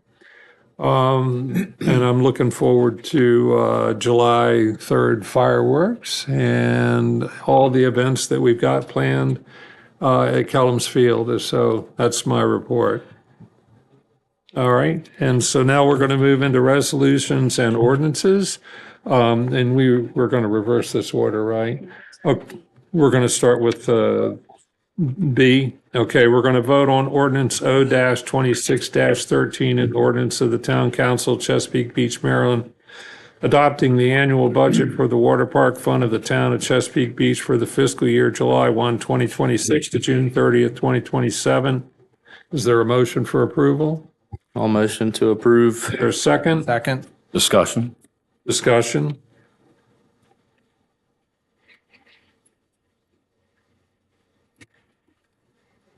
I think as we enter into this chapter with the water park, we should clarify and have discussions of what we are doing with this for the next, to get it up and running. That the proposal is for the budget. The revenue, we're not really expecting this revenue to come in. I think the park at best case would be open for 30 days. So by saying that the revenue for this much would be open for 30 days, if we were open by June 1st, even if it was 45 days, are we really saying that this would be our revenue? So if this is our revenue, we're approving this expense. There's no guarantee for the revenue. The best we'll be open for in this fiscal year is 45 days. And for us to say that we think we're going to have $806,000 in revenue, I'm not sure how we get to that. I think $176,000 is a grant from the general fund. But if you take that away, $500,000 is what we think we're going to make in 45 days. I don't know.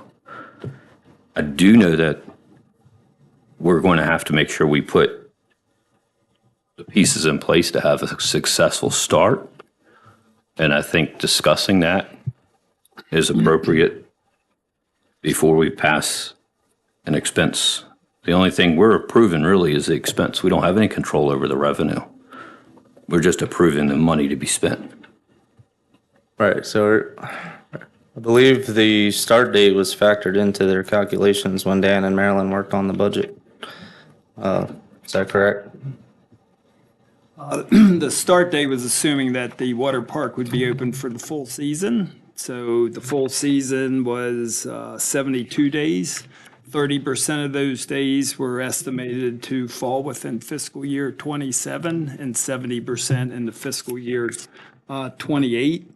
I had given you in a detailed spreadsheet what those costs would be for 27 and 28. But the budget you're adopting is just for the 27 portion. So if the date of opening is going to change, then I would agree that the revenue would change, and so would the expenditures, because the majority of your expenditures, or a large portion of them, are related to salaries and benefits. There's other costs here that, are based on the operation of the park. So your supplies, chemicals, if the park's not running, you're not going to be expending those. So, that would be reflective of the days open. Utilities, reflective of the days open. Insurance we pay that anyway, 100% beginning of the year. So, insurance is not going to change. We pay that even when it's been closed. So most of the costs would be reflective of the days open as well. Right, and the day that it opens is kind of out of our hands right now. We don't have any indication that it's going to open in July or August at this point. So this starts July 1st. We know it's not going to be open July 1st because we don't have the permits yet, and it's under construction. This is saying if everything goes good and we open in May of next year.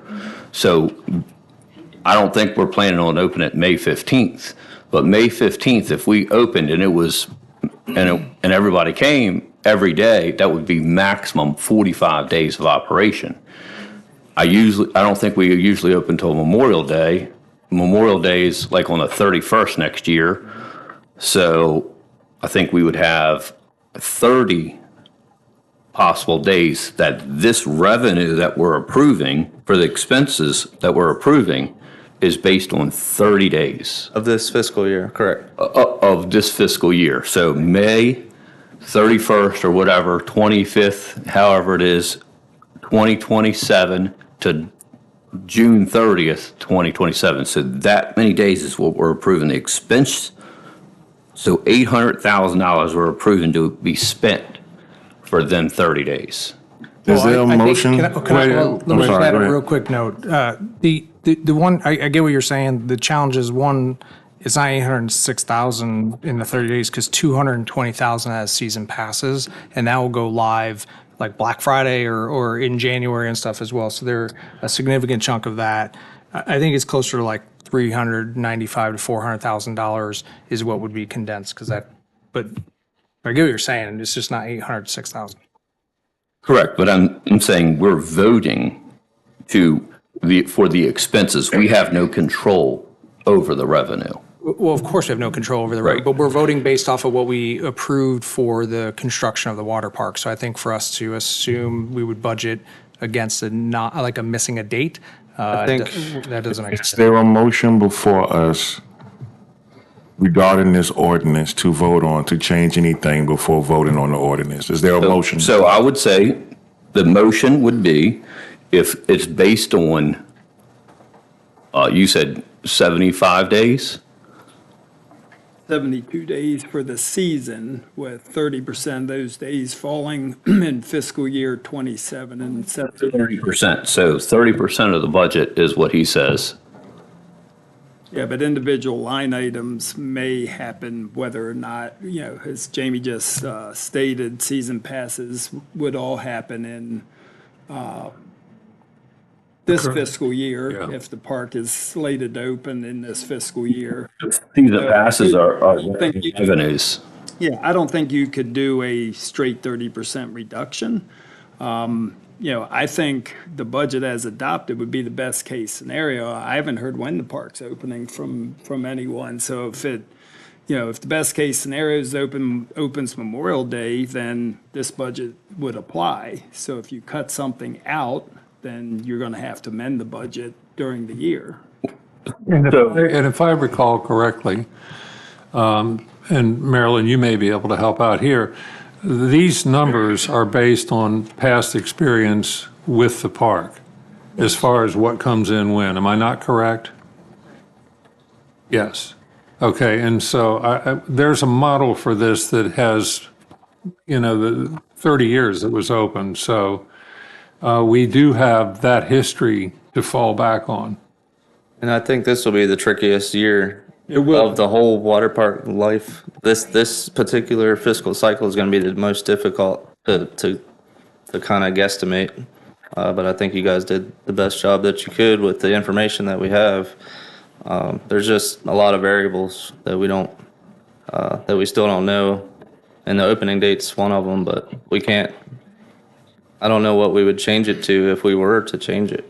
So in approximately 365 days, we'll be at the June council meeting next year, voting on the budget expenses for the next fiscal year, which will have. And the remainder of the season.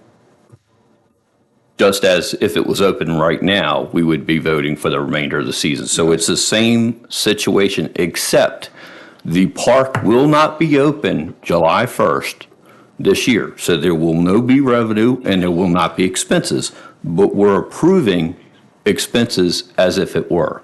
Well, no, these expenses are going to be the next calendar year, at the end of the This is a fiscal year. At the end of the current fiscal year. That's what these expenses are for. This is fiscal year, which starts July 1st, correct? Correct. Please make a motion and then not have me sitting through another work session right now. Okay. I make a motion that we postpone this budget because. Okay, is there a second to that motion? Motion fails for lack of a second. All right, is there any other questions? Can we move on? Can we take a vote on this? I would just like to make a comment that I Sure. did email Dan to clarify. There was a note in our work session packet that indicated max capacity by one of the revenue lines, and he did confirm that we are not figuring our numbers on max capacity. And he cited a number of 550 to 700, I believe. So I just want the public to understand that we are not planning on max capacity. Okay. Thank you. Quick comment. No motion. Quick comment. A couple of times in the work session and maybe other places and here tonight, I commented that I believe that the debt service should be reflected in this budget. So I just want to make that comment again. And also, just wanted the public to know that we did talk about in the work session ways to make the rates more affordable for the residents of Chesapeake Beach. And those rates are still being developed, but we are leaning into that. All right. I can make, add Please additional do. comment. So also in your packet, I provided you a memo dated June 11th with a summary of recommended changes to the ordinance that I had discussed at the last meeting. These were mainly related to the administrative salaries, FICA taxes, medical life insurance, and retirement. The spreadsheet attached to that shows you what those adjustments are and what accounts. And also the budget that was introduced and what the changes to that budget would be if you incorporated these changes into it. So the $806,302 budget includes those adjustments.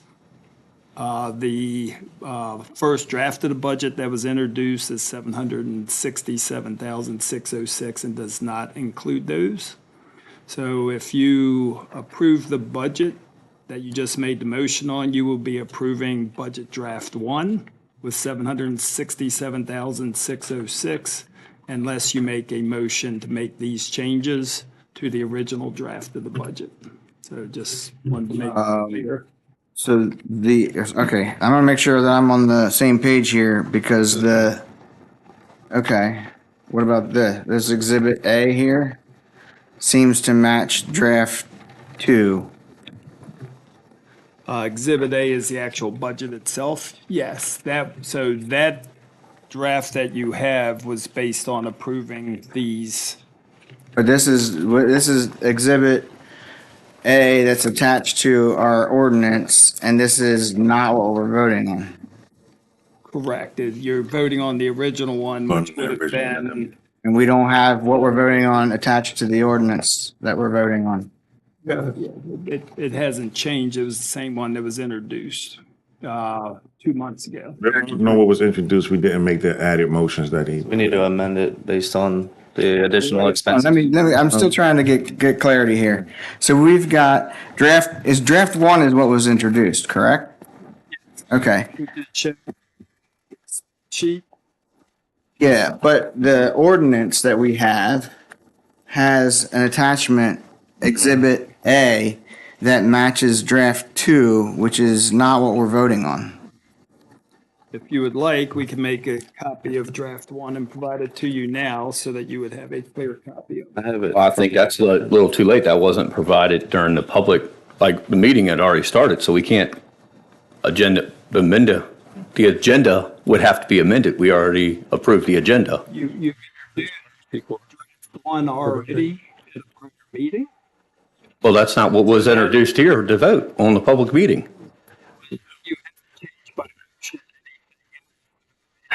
Meeting, so the only thing that you can approve is what's been introduced in past meetings. You know, I think we need to have a little better discipline in place when it comes to ordinances.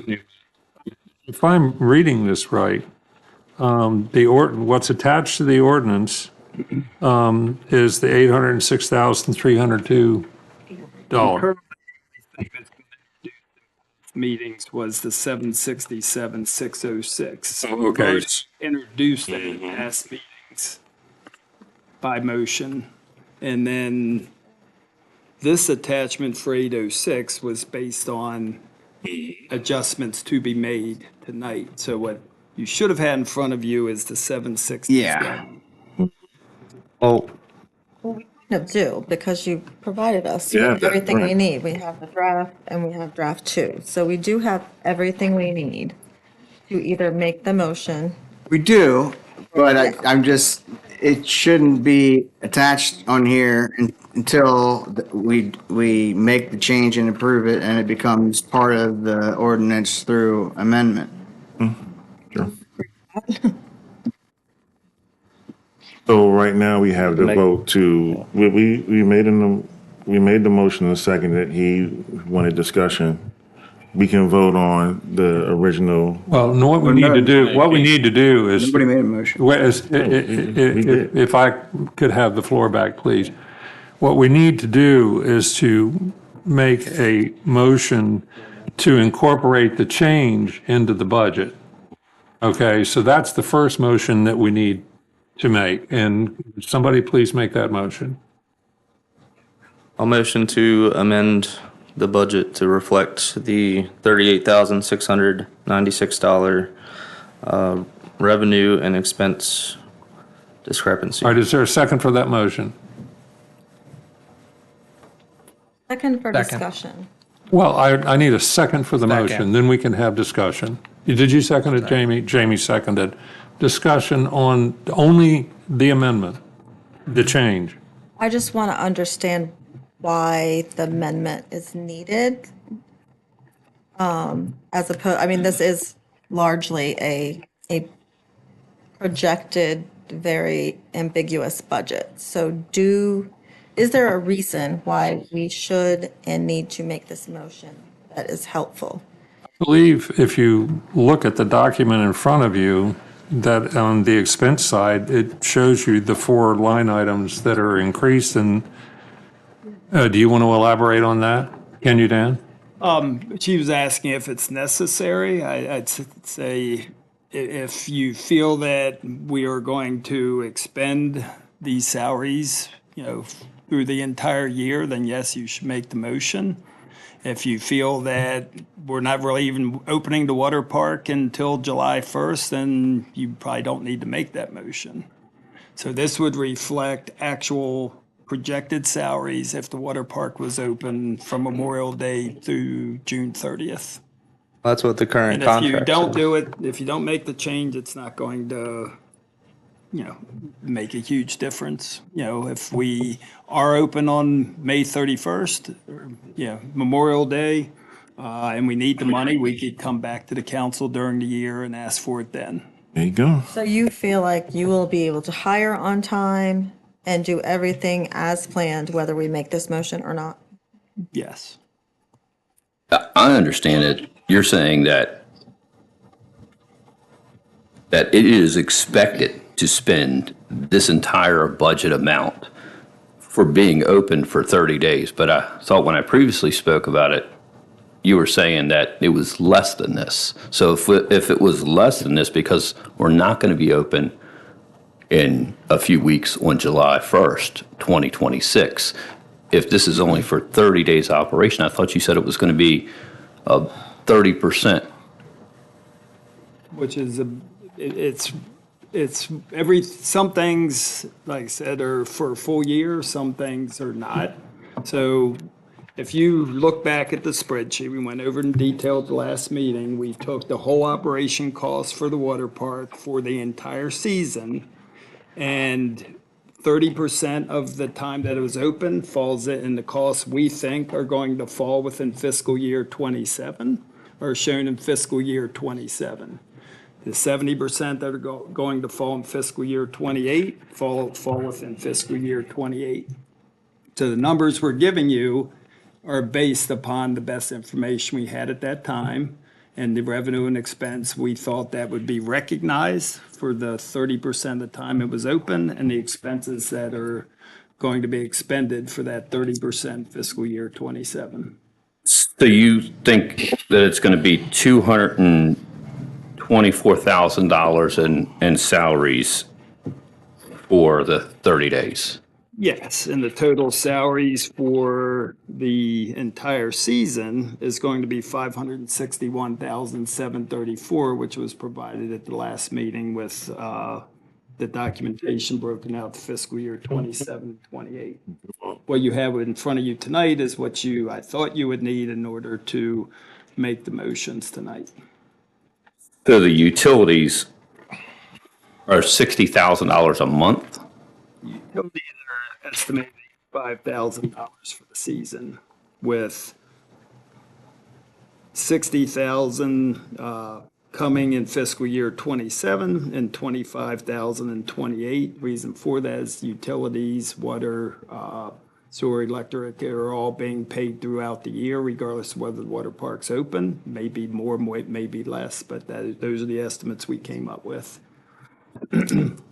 I think the attorney has something to add. The discussion right now is on the amendment, correct? So in the amendment, we're not discussing the utilities. It's this additional amount in administration, FICA, medical and life, and retirement, correct? So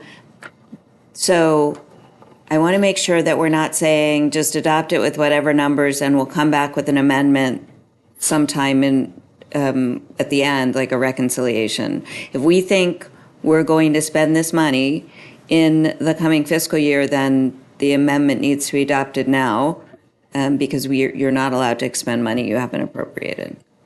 That's what we're voting on right now. So, We also need to amend the general fund to do this, or no? I don't think so. Not. So do we vote on the amendment or just vote on the amended budget? Need to vote on the amendment. All right. All in favor of the amendment signify by raising your hand. I see 4 in favor. Those opposed? Okay, the amendment carries. Now, any further discussion before we vote on the budget? All in favor signify by saying aye. Aye. 4-2, it carries. Thank you, council. All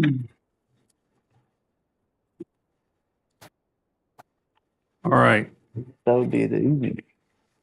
No, it was the easy one. It was the easy one. All right. That's right. Next, we're going to vote on ordinance O-26-12, an ordinance of the Town Council of Chesapeake Beach, Maryland, adopting the annual budget for the utility fund of the town of Chesapeake Beach for the fiscal year July 1, 2026 to June 30th, 2027, and setting rates, charges, and fees related to water and sewer service by the town. Is there a motion for approval? Motion to approve. Second. All right. Discussion. Motion to amend? Okay, do you have a second? Can we discuss first and then we do amendments? I already made a motion. I mean, I think motion to amend follows, yeah. Yeah, what do you want to do? second without. Well, first I want to get in the recommended motion, and, so I would move to amend that we adjust the rate schedule to indicate amend Appendix A to add the wording cost varies based on request to include application fee, meter cost, and inspection fee per rate schedule to the submeter section of Appendix A, and remove the reference to see Appendix E. And that's provided in the memo of June 11th regarding. Second that.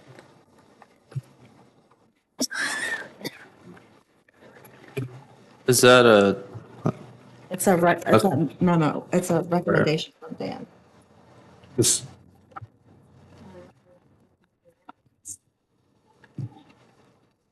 It's on Appendix A, the fee and rate schedule, and if you look at the top of page 1, 2, 3, in the copy I provided, I don't know if it's in your council or in your packet, it has the yellow, highlight in yellow as to what the changes would be from the current Appendix A, yes. Wait a minute. can you just everybody found it? give us a quick explanation on why we're doing that? Yep, so I think Councilmember Blackwater brought this up when we first introduced the budget. The submeter as currently stated in that appendix says see Appendix E. Appendix E is actually the application for the submeter and references nothing regarding cost, so it didn't make sense. Okay. So the cost actually varies based on someone's request, what they're requesting, size of meter, things like that. So we can't actually put a cost to it in the rate schedule. But we wanted to refer them to, that it would include application fee, meter costs, and inspection based on their request. And, we would calculate that at the time they request it. Yeah, all right, that makes sense, thanks. No. Comment. I'm in favor of this amendment, but again, we have the ordinance that we're voting on in front of us, and the Appendix A that's attached to it already has this information removed. Yep, you should have gotten both copies of the ordinance, one with and one without it. So we'll try to do better again next time.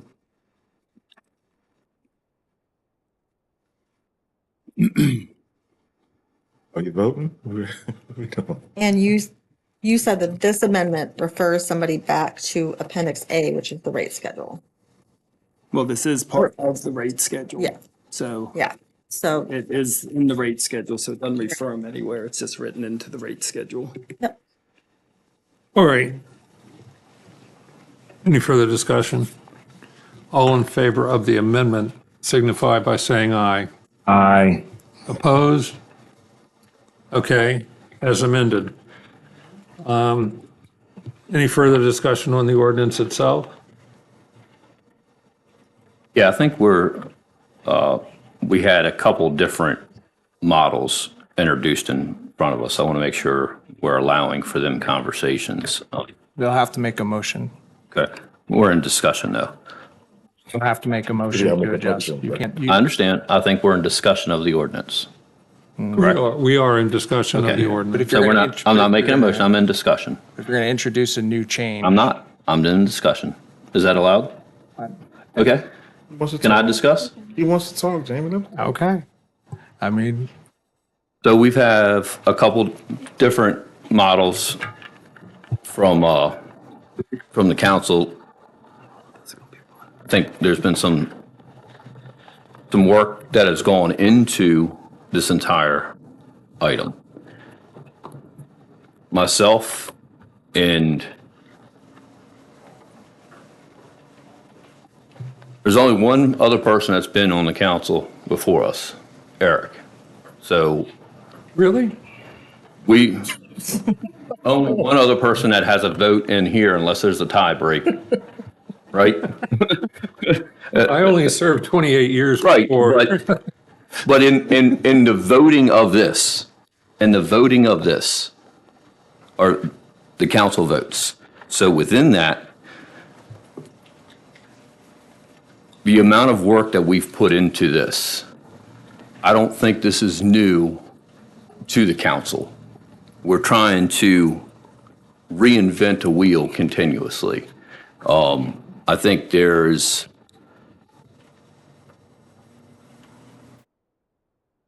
the 20% discount that we gave out, I thought was an offsetting amount, but I thought was too much. I think that was the 10% was the target goal. The 20% overall was, I think we sent a letter out that identified that was a timed period. And this ordinance and the rate structure that we're putting together is our best attempt to create a balanced and predictable approach for the utility rates.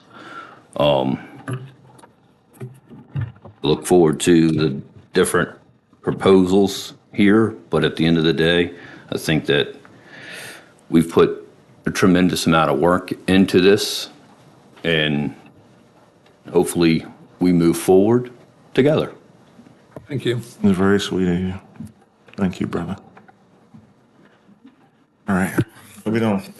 Are we ready to take a vote? Go first. Okay, I'll go first. I move to amend the budget by, in Appendix A, under fiscal year 25 water sewer rates billed quarterly. I remove this entire, what is here in its entirety, and replace it with a flat rate of $25 per 1,000 gallons. So that would be eliminating the fixed fee and eliminating the tiers. And I did give each council member, the mayor, and the town administrator a worksheet. We did not go over this worksheet. I gave it to you all tonight. But I have been talking about flat rates forever. And I did not believe that there was an appetite here on this dais to pass flat rates. But I want to keep them in the front of everyone's minds. And so I am making this motion. Can I get a second? You can have a second. Any further discussion? Yeah.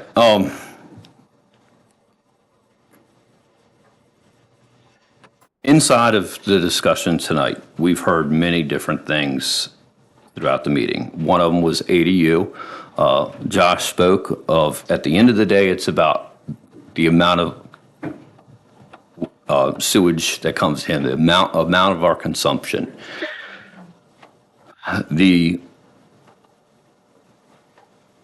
one thing that I hope that we have out of our thing is that we don't have people feeling that there's an unfairness done one way or another within the bill. I think the fairness and the predictable.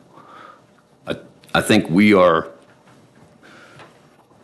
need to be considerate of cost of and inflation and cost of goods so that we don't have to have dramatic changes to the bill like that were previously done. I didn't think that I was going to entertain the fixed cost and And I think if we had the fixed usage, the numbers look like it makes sense. I think maybe having a use it or lose it part of that would be something that would provide that predictable cost no matter what. Whether that was 1,000 gallons or 2,000. So whether it's you either use your first 2,000 gallons or you don't. But that's automatic build on that, automatic charge. I think that could be something that would maybe provide a way for us to not have continued contradictions or controversies regarding how we should set up our tiers. It's you pay for a gallon of water, whether you drink a gallon of water at your house or your neighbor's house, the gallon of water's costs the same. Just real quick, I told Eric before, I'm very open to this conversation. However, it's never, we've talked about it, but nothing's ever been proposed until today when we're voting on it. So I appreciate the proposal. I can't validate any of the numbers in here. The water and sewer is one of our most significant infrastructures, and I personally can't vote in favor of a motion to change our entire water and sewer rate structure without validating any of the information here. And then I do think that it always comes back to that same question that we've had over the last year is there a fixed fee for access to water and sewer, or is there not, right? So if you turn your tap water on, whether you use water or not, should you pay the baseline cost for us to maintain our systems? I'm interested in the conversation. I've just, Eric, we've talked about this. I'm non-supporter of this just because it's been presented to us. And I'd like to tag on to that because a lot of the cost of the system is maintaining the infrastructure.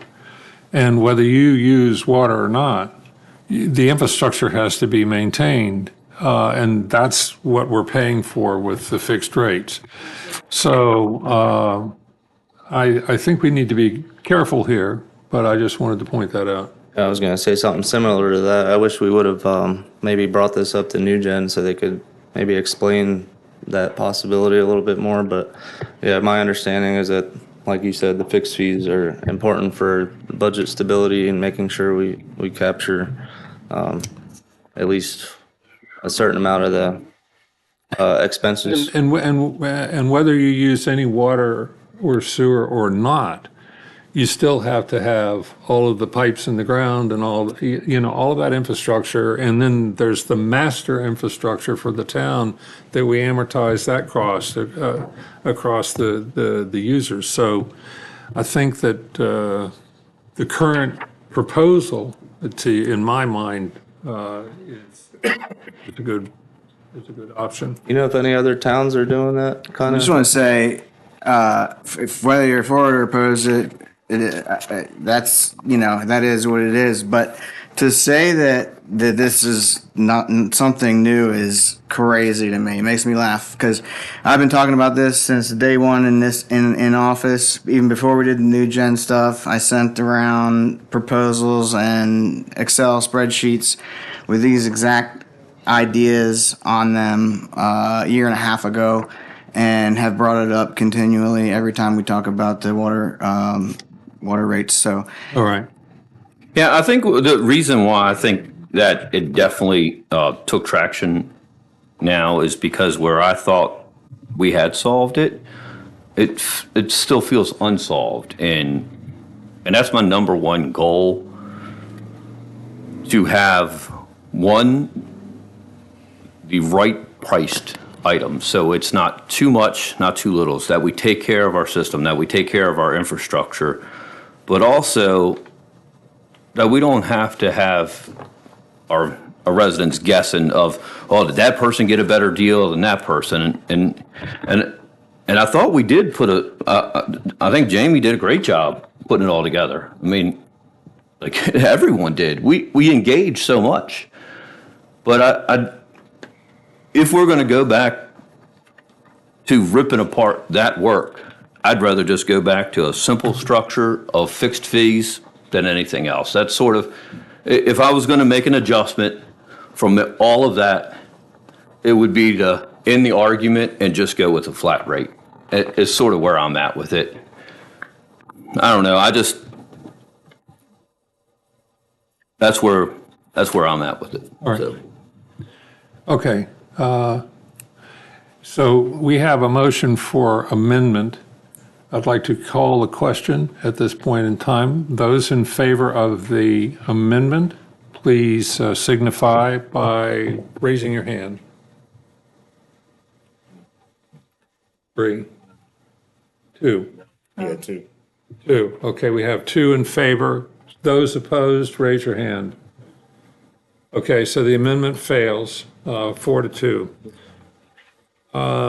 Now, I'd like to call the question on the budget. I'd like to move to amend. Oh, okay, go ahead. I'm sorry. So I would like to make a motion to change the proposed rates, to reflect the following rates.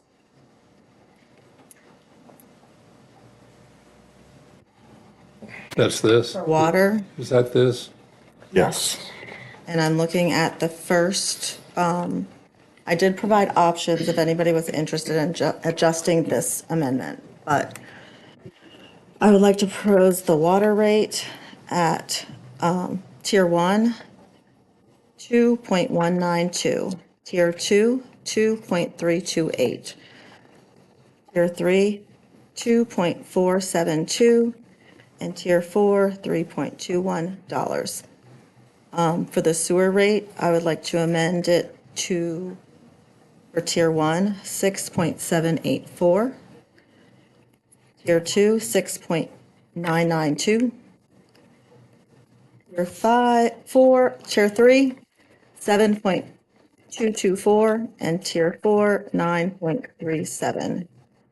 And to make those rate adjustments, I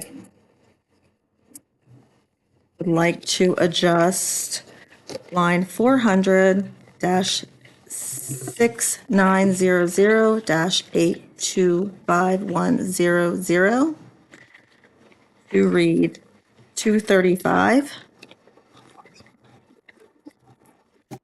The revised budget column to read 330-488,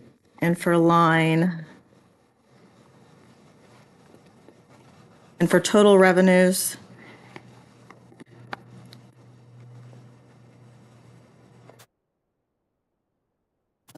and for line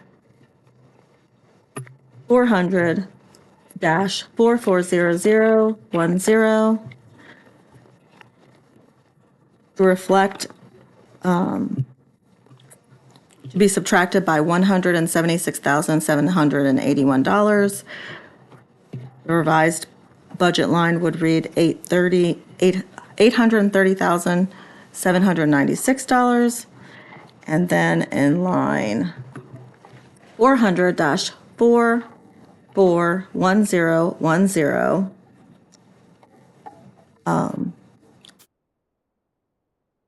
subtract that line by $58,875, and the revised budget line item would read $281,454. So that's the formal motion, and my reasoning behind this motion is, I'm sorry? Oh, I missed. I'll second. Okay, thank you.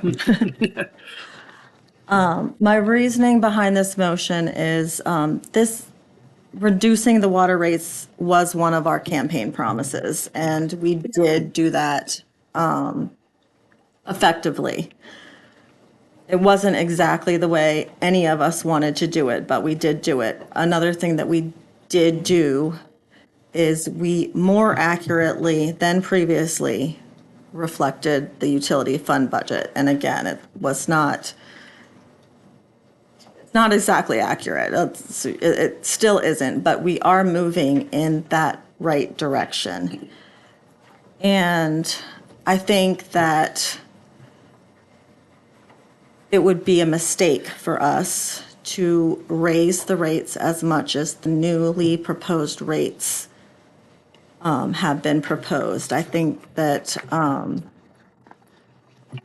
we had a lot projected in our capital improvement budget that in the general fund that went unspent, and so we have the saddle in the general fund, and that's fine. We voted on that. That's the way it is this year. We also projected reserves into this utility fund budget, and we do have the ability to not raise rates on our constituents in the area of necessity use. So I did propose what equates to a 20% reduction of Councilman Schul's proposed rates in tiers 1 through 3, which represents essential use for most households. And then in tier 4, I left that rate as proposed. And I think that once you get into the higher use of water, you do have that ability to make choices and conserve. And in some cases, you are making a profit off of it. But even if you aren't, you are expending so much water that you can do things like double your load, or you can not fill your pool up so often. All those things in the higher usage would apply. So that last tier is designed, it jumps a little bit faster. I didn't apply a 20% reduction in the proposed rate to that last tier for those reasons, but I did apply a 20% rate reduction in the other areas, and I left the fixed fees alone because I think they are important for stabilization. So that is what this motion includes. It would be a reduction over the rates that people pay now in the tiers, not overall. But I am open to discussion, and I even suggested some alternatives on this piece of paper to keep our campaign promise, continue to stabilize the budget, and provide maybe a different sort of relief elsewhere. So I'd appreciate it if you guys take a look at it. It is based on Councilman Schul's tiers that he suggested. And so that's my motion unless somebody wants to amend it. Just one quick question. When you said the rates, did you say 2.568 or 3.21 when you were saying your motions? Because I thought I heard a different number than 3.21 during the actual motion. For the water rate. Right, no, I see from here, but I didn't know if you said 2.568 or 3.21. That's why I sat up, because I knew you wanted to keep that fourth tier where it was, but I thought I heard a different number under the actual motion that we'd be voting on. So I just wanted to make sure that the 3.21 was said that we would be voting on for the motion. Instant replay. We need an instant replay. Yeah, she did. When she verbally read or stated her motion, the fourth tier numbers remain the same as they are in. But she did say 3.21 is what you Yes. said. Okay. There you go. There is one proposal that represents a 10% decrease in that number. Well, but that's not what we're talking about. That's not what I motioned. Right. I have a question for you. So the the reduction in the reserve, is that the 235,656 number? Correct. Okay. How do we know that the reduction in these rates would result in that number? Because every user is included in most of those, and they're based on projections from Dan. So we have numbers in those. But you provided numbers of the number of users in each tier? No, if I could maybe give a better explanation for it. So all of the other expense line items are projected to happen no matter what you do with the rates, salaries, everything on there. The reserve is basically a surplus of funds in the budget. So if you are reducing your revenue up above, you're going to need to reduce your surplus because you're not bringing in. as Yeah, much. but how do we know that that's the result of that reduction in revenue is the result of the changes in the rate? Because I've taken the rates that she has given and plugged it into a spreadsheet that calculates how much revenue will be generated or lost on the water and sewer usage based on those new rates. Okay, so somewhere within that formula has got to be the number of users in each tier. Roundabout, yes.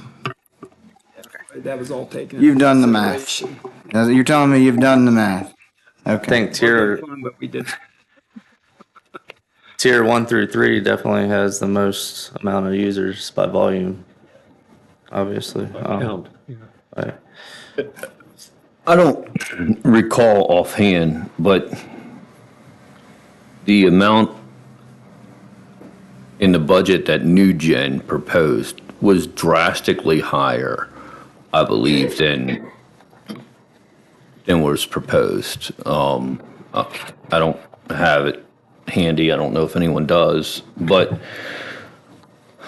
I thought they had recommended that we had a certain amount in reserves. Like, as an accountant, you kind of have like what a good budget, like a good baseline budget. I think we have the emergency or the rainy day fund. That's based off of like, is that based off anything? Yeah, it's based on 25% of your general fund budget, but the general fund is different from the treatment or the utility fund because the utility fund, you need to plan for the capital expenditures. If you just did away with the treatment or the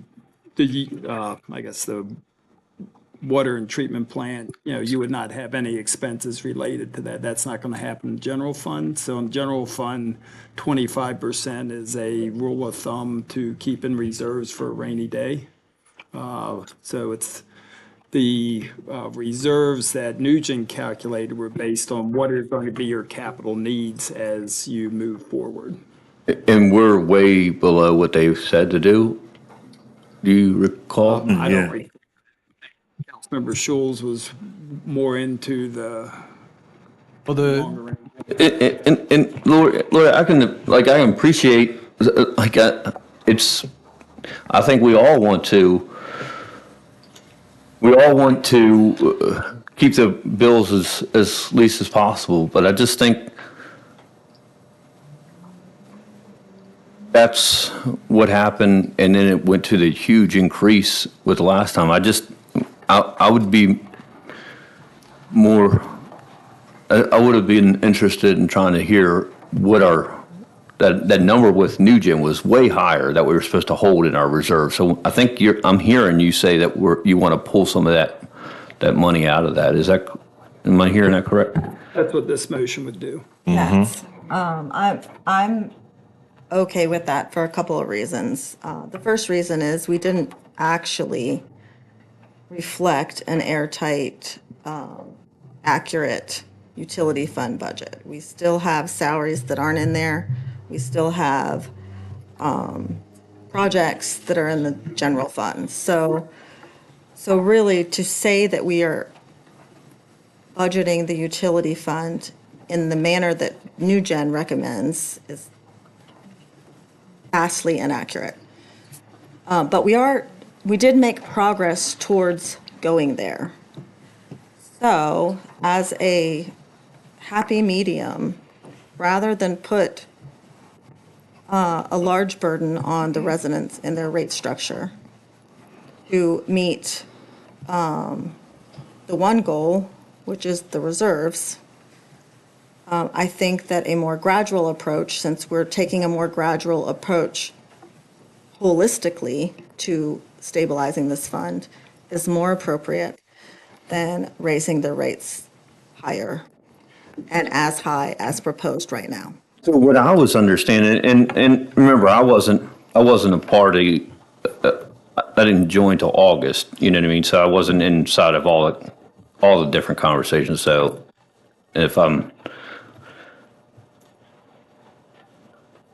so what I remember is the reduction, and like I said, I wasn't part of what went into that. But what I understand is where the rates were before the 20% discount from the general fund was given. I am under the impression that the rates that we have are sort of like a 10% reduction from that rate. Generally, in a general sense. So our rates that we have right now have a 20% discount. Our proposed rates that are in the original motion here are an increase, but they're not a 20% increase. So they still reflect a discount or a rate recalibration, or however it's going to be, whatever that, I guess, clarification of it is. So I think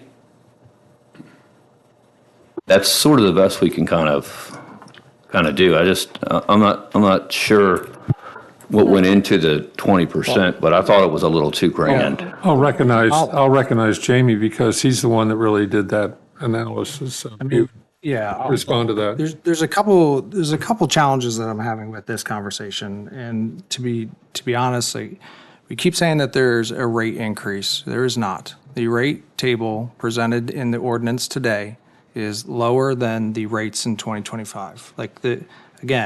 The lowest rate in 2025 for Tier 1 was $3.27.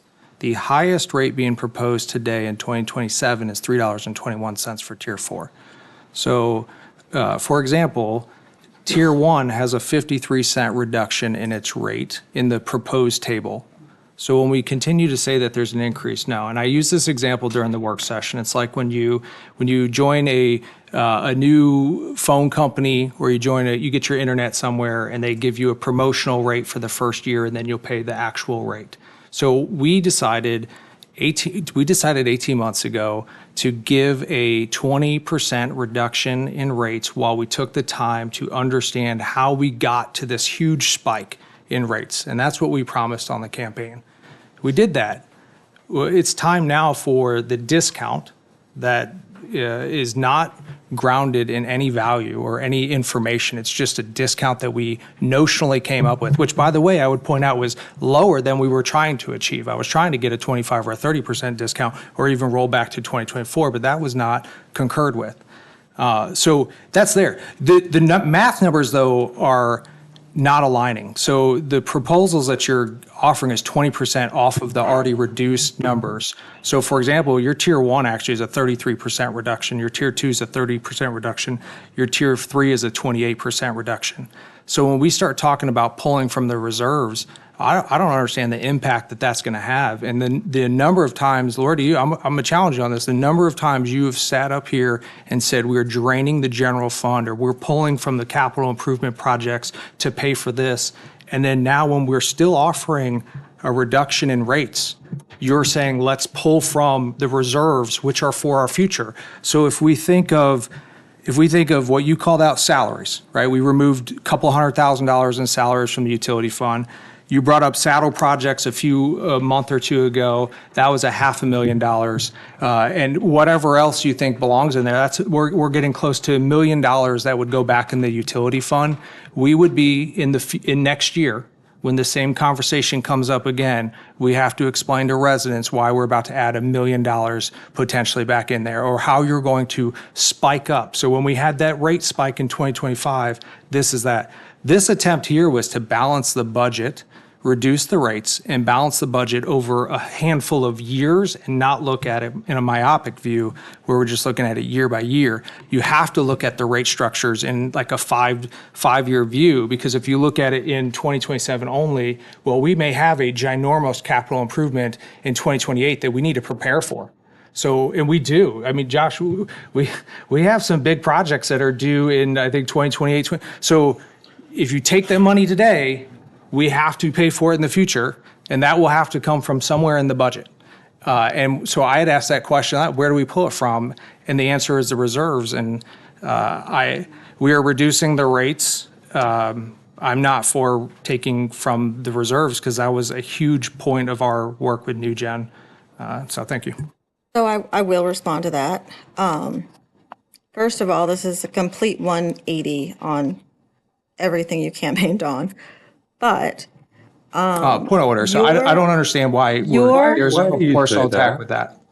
Well, because now we're prioritizing reserves, where we spent the whole year discussing whether or not we should accurately reflect this fund. And this was one of our initial conversations. I'm sorry, I don't follow that, because what he just explained is how we've gotten to this proposal, which does nothing to do with that. Okay, well, when I look at this proposal, what I see is I'm looking just at the final sewer line, a 31-cent difference in what was a huge rate spike for everybody. And in the lower tiers, that's household necessity use that absorbed an enormous rate spike. People were enraged. People up here on this dais stoked those fires.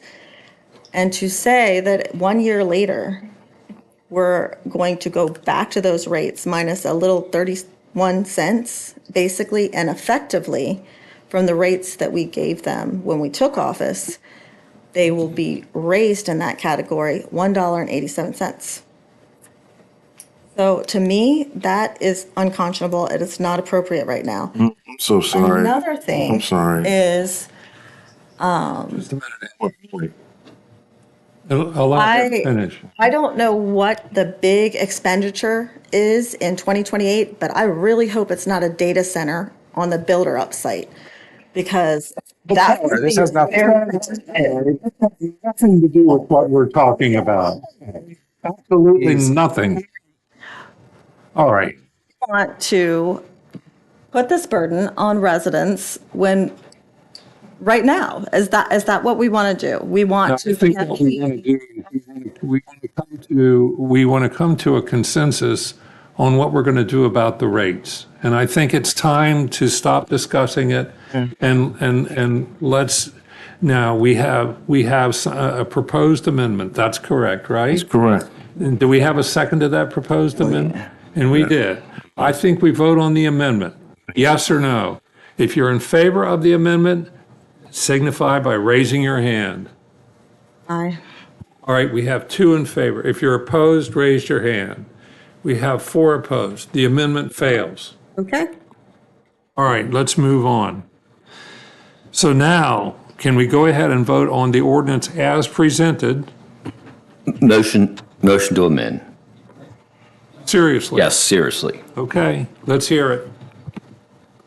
Motion to amend the revenue lines of 400-46, where it says fixed fees. I would like to have fixed fee water, fixed fee sewer, fixed fee bay in our revenue? And then also in our expenses, so we see the money. Second. We maybe add parentheses to the bay fee stating that it's not a town imposed fee. Oh, so I was saying, and then have that on the expenses. So it would show that the money in and then the money out. So where we just show fixed fee now as one item, it's basically just a little small fix that creates a lot of easy transparency, like when we did with the rental licenses, where they just have that as its own line item. I know Eric doesn't like line items. Yeah. But, well, More the better. So a lot of conjecture is just. so that's. Okay. Was that? So that's what we were discussing at the work session, Dan. You said it wasn't that difficult to do, correct?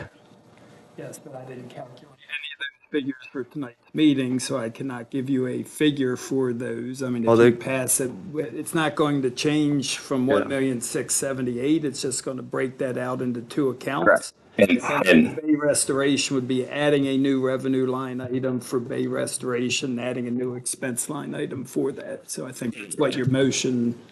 yes, that's what my motion was about it. Okay, and we had a second? Without having the numbers, then It should all equal out. You can, I don't have those numbers now. understood, but we understand the intent and I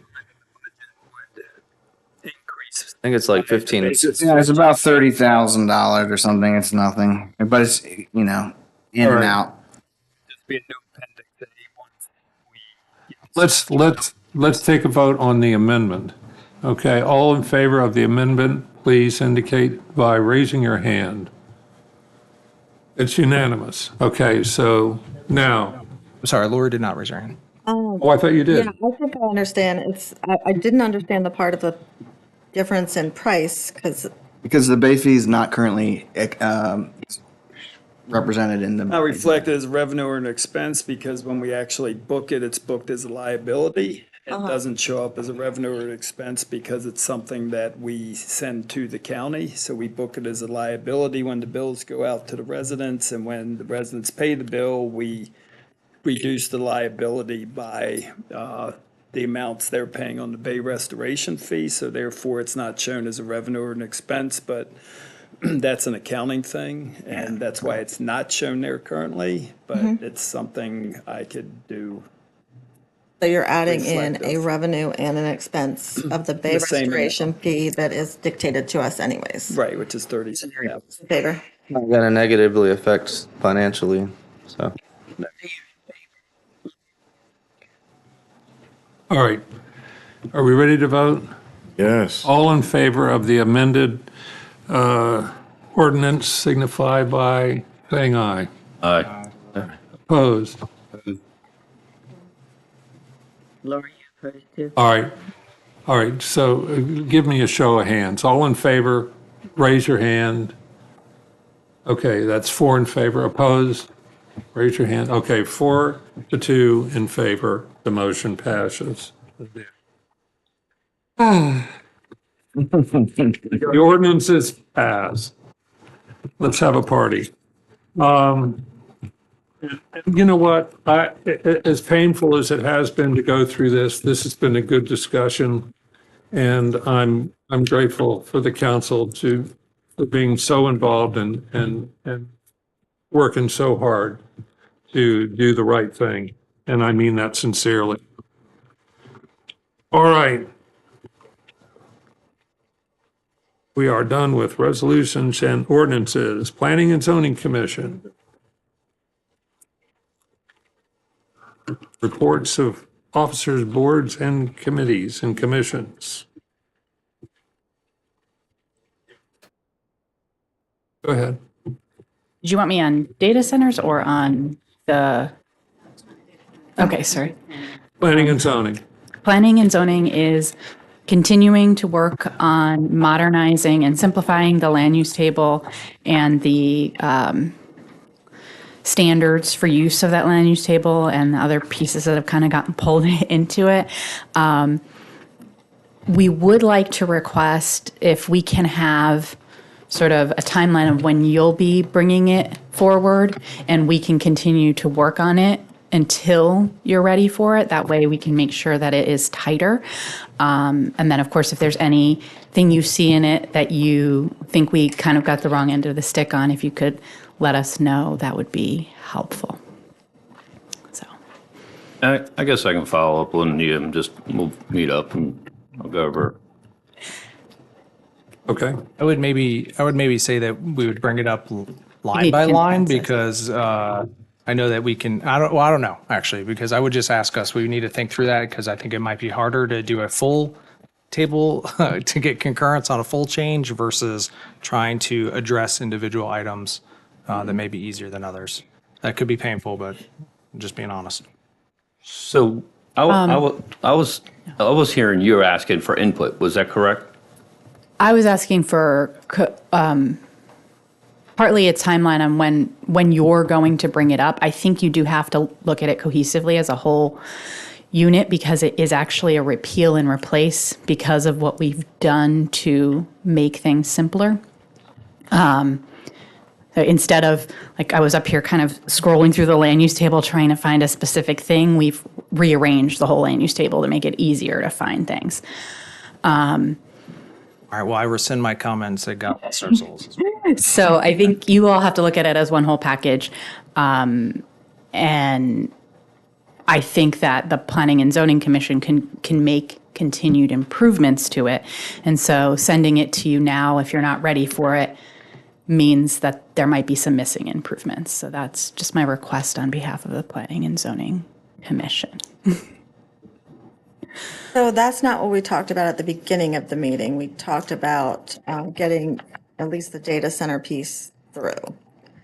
So I there's another item on this agenda about the data center piece. Okay, so we're not there yet. We're just on this table of uses? No, we're not on that table of use. So Okay. that table of use is Tell part me of the what you're data. talking about. This is the Planning and Zoning report. Oh, Normally, this is someone. Our Planning and Zoning person is here. Is one of them. So what I'm kind of asking for on their behalf is more time to review public comment, make adjustments to what they're working on, unless you're ready to bring up this big 65-page document and start working on it. And part of why Sarah is bringing this up now is because there was a request before for the planning and zoning to kind of fast track the review of the land use table as a whole, but it needs a comprehensive discussion. And so what she's asking for is if the council's not ready to review it at the next work session or town council meeting, if the planning and zoning can continue to work on it, refine it so that when they present it to you, it's more ready to be reviewed as a whole and the council can look at it as a whole, as opposed to trying to meet that fast track deadline that was requested for by council a couple of months ago. So I'm never for fast tracking anything, but I would say that if there are things in this table, and I did highlight some because it was presented to me, that were included by the previous administration, that might need to be fast tracked, then you might want to pick those items and bring them to us. I don't think we should be permitting anything with a P that we don't know how to regulate. So I don't only see data centers in here. I see biomanufacturing, and I see that's the one that stuck out, but really anything with a P that doesn't have. So biomanufacturing is something they've already made adjustments to. What you're looking at is some attachments to the memo on data centers, and those attachments are provided just for illustrative purposes to show you that currently data centers are allowed, and that the part of the chart that the Planning and Zoning Commission is working on now is no for data centers. So it's just to illustrate that. It's not done. It's draft form. Yeah. And so we can discuss that at the data center discussion. And then maybe there's additional things you all think should be fast-tracked. We can fast-track them the same way that we're going to be theoretically be fast-tracking data centers. I think you all are united on that. So we can absolutely do that. This is a 65-page document. You're not going to get through it in one work session. It's not going to happen quickly. So if there's things you want to do quickly, we should do them quickly. But if the Planning and Zoning Commission can have a little more time with this, until you're ready to bring it up, that would be helpful, and you would get something cleaner. Right. Is that? So you are retaining the special exception and the special exception with conditions. Is that correct? No. So I have a very big problem with that. So the Planning and Zoning Commission is recommending a reduction in the types of, the way the table is formatted. Right now, there's permitted with conditions, there's special exception, there's special exception with conditions. So there's a whole bunch of different abbreviations when you're looking at the land use table. So in simplifying, what we said is, okay, right now you need a conditional use because you have your land use table, and then you have a section called conditions called conditions and standards for conditional and special exception uses. What the Planning and Zoning Commission said is, like, how can we simplify this? And so instead of having a section called standards and conditions for special exception and conditional uses, we have a section called standards. Every single item on the table now has standards. That's not currently, well, not now, in the draft that the Planning Commission is working on, will have standards. Right now, every use does not have standards and conditions and doesn't even all have definitions. So we're correcting that. So you don't actually have to say it's a conditional use because it has to fit the standards. So if it's permitted, but it still has to meet all the standards in there. So it's automatically conditional and easier and simpler for people to look at. So that's the thought behind that. So that works for some things. But as you know, the special exception that's still in place. So you can still write special exception. There are still, yeah. As the way that it's permitted. Yes. Rather than, okay. Yes. Because that's important, because there are going to be uses that are not straightforward that we might maybe want to permit, but they might have some nuances to them. And they'll go to Board of Appeals. Board of Appeals wants to direct or, review at least. So yes. I'm happy to hear that you're not getting rid of the special exception because somebody did try to get rid of it at one point. It's just not a special exception with conditions because there's already conditions for every single use. Right. Yeah. But you can still, instead of a P, for example, under biomanufacturing. That's not going to exist anymore, so. Okay, well, say there's some other land use that we don't really want, but maybe there's some one-off situation where it does comply or whatever. You could write special exception rather than P. And even those uses that maybe we want, but we want to have some oversight on, should say special exception and not P, because P gets you in a lot of legal problems in some cases. Right. So the Planning Commission has thought about all of that on all of the uses on the table. And so when you get it wherever it's at, you're going to get the Planning Commission's thoughts and votes on that particular issue. There are less special exception uses coming at you because, again, we were asked to simplify and modernize, and some stuff that was a special exception doesn't, in a more modern, in a modern ordinance, doesn't feel like it still needs to be a special exception. That doesn't mean you agree with the Planning and Zoning Commission's recommendation. You may say, hey, we asked for this modernization, but on this use, we're really not comfortable with it, and we want to keep a special exception. That's why we're going to go through it together, and it's going to take a while. So, Sarah, I think I would actually flip the question back to Planning and Zoning and say, when would they feel prepared to start sending stuff our way so we could have a quality conversation instead of trying to guess at what we think is coming. I think that's exactly what you're getting towards, Lori. That said, I do want to clarify, because I was the one who made the motion for us to ask planning and zoning to expedite some stuff. But it was surrounding ADUs, but that was tied back to the fact that there was a state legislation occurring at the time. I know we didn't have a lot of clarity, but we've moved forward. There was home-based businesses, which we've already solved. And then there was discussions around short-term rentals because we were doing some of the work that Dan and the team were doing. But I think the intent was modernizing and simplifying the language in there, but there, outside of that, it wasn't just rush us something that's not of quality. So that's why I would flip the question back. I will talk to them about that on Wednesday of next week. So here's a suggestion that might be really simple.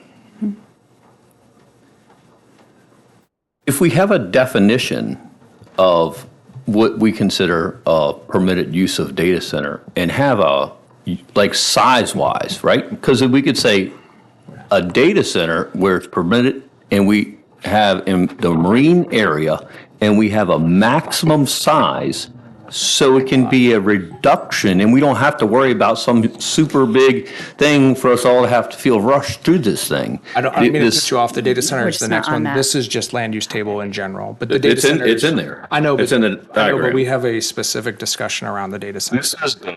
I'll be back up to talk about that. Planning Commission.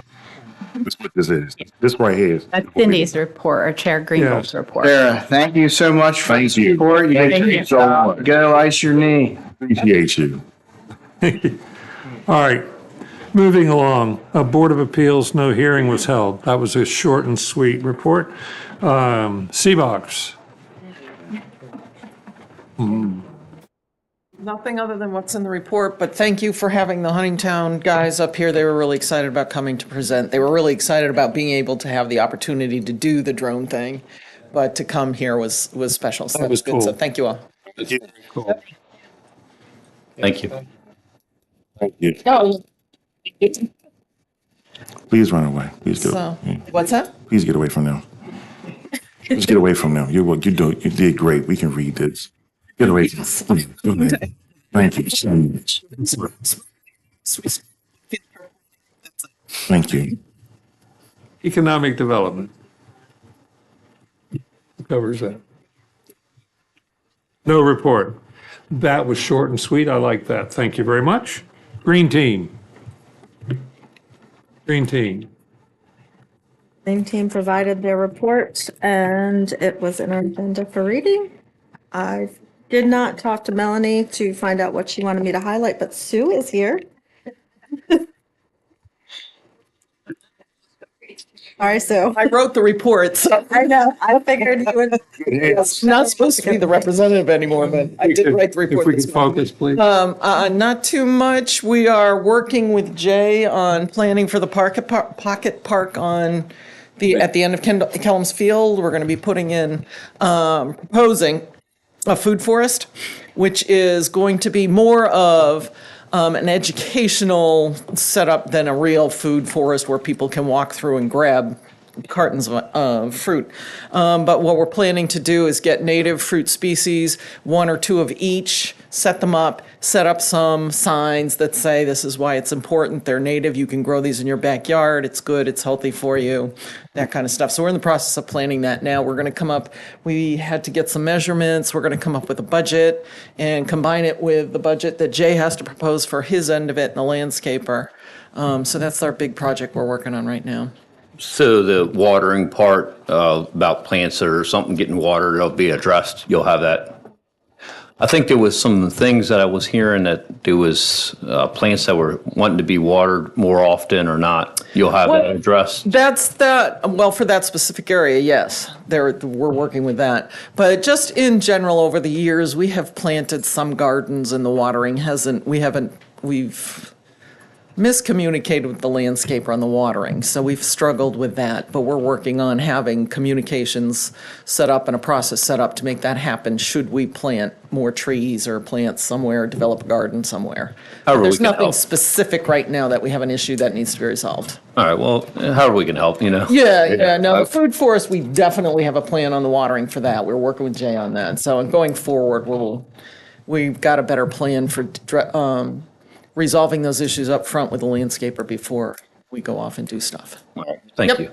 I love the food forest idea. Yeah. That's cool. We had a really nice conversation with the lady from the company that's proposing the Kelms Field whole thing, the whole refresh, because we just would like to be included in the loop on that in places where landscaping is going to happen. And she is very, very big on doing food forests. So we're thinking she's going to do some proposing in the grand scheme of Kelms Field to expand that. And anywhere where we're planting trees, it might be a combination of just trees and more food forest stuff. I'll tell you though, I have a peach tree, and every year when they get ripe, the landscapers take them all. Oh. So you better talk to Jay's guys. That's sure they don't eat all your fruit. Will. It's getting about that time of year. We'll be there tonight. They're almost ready. So. Well, thank you again. Thank you. You bet. All right, Twin Beach Community Health Coalition.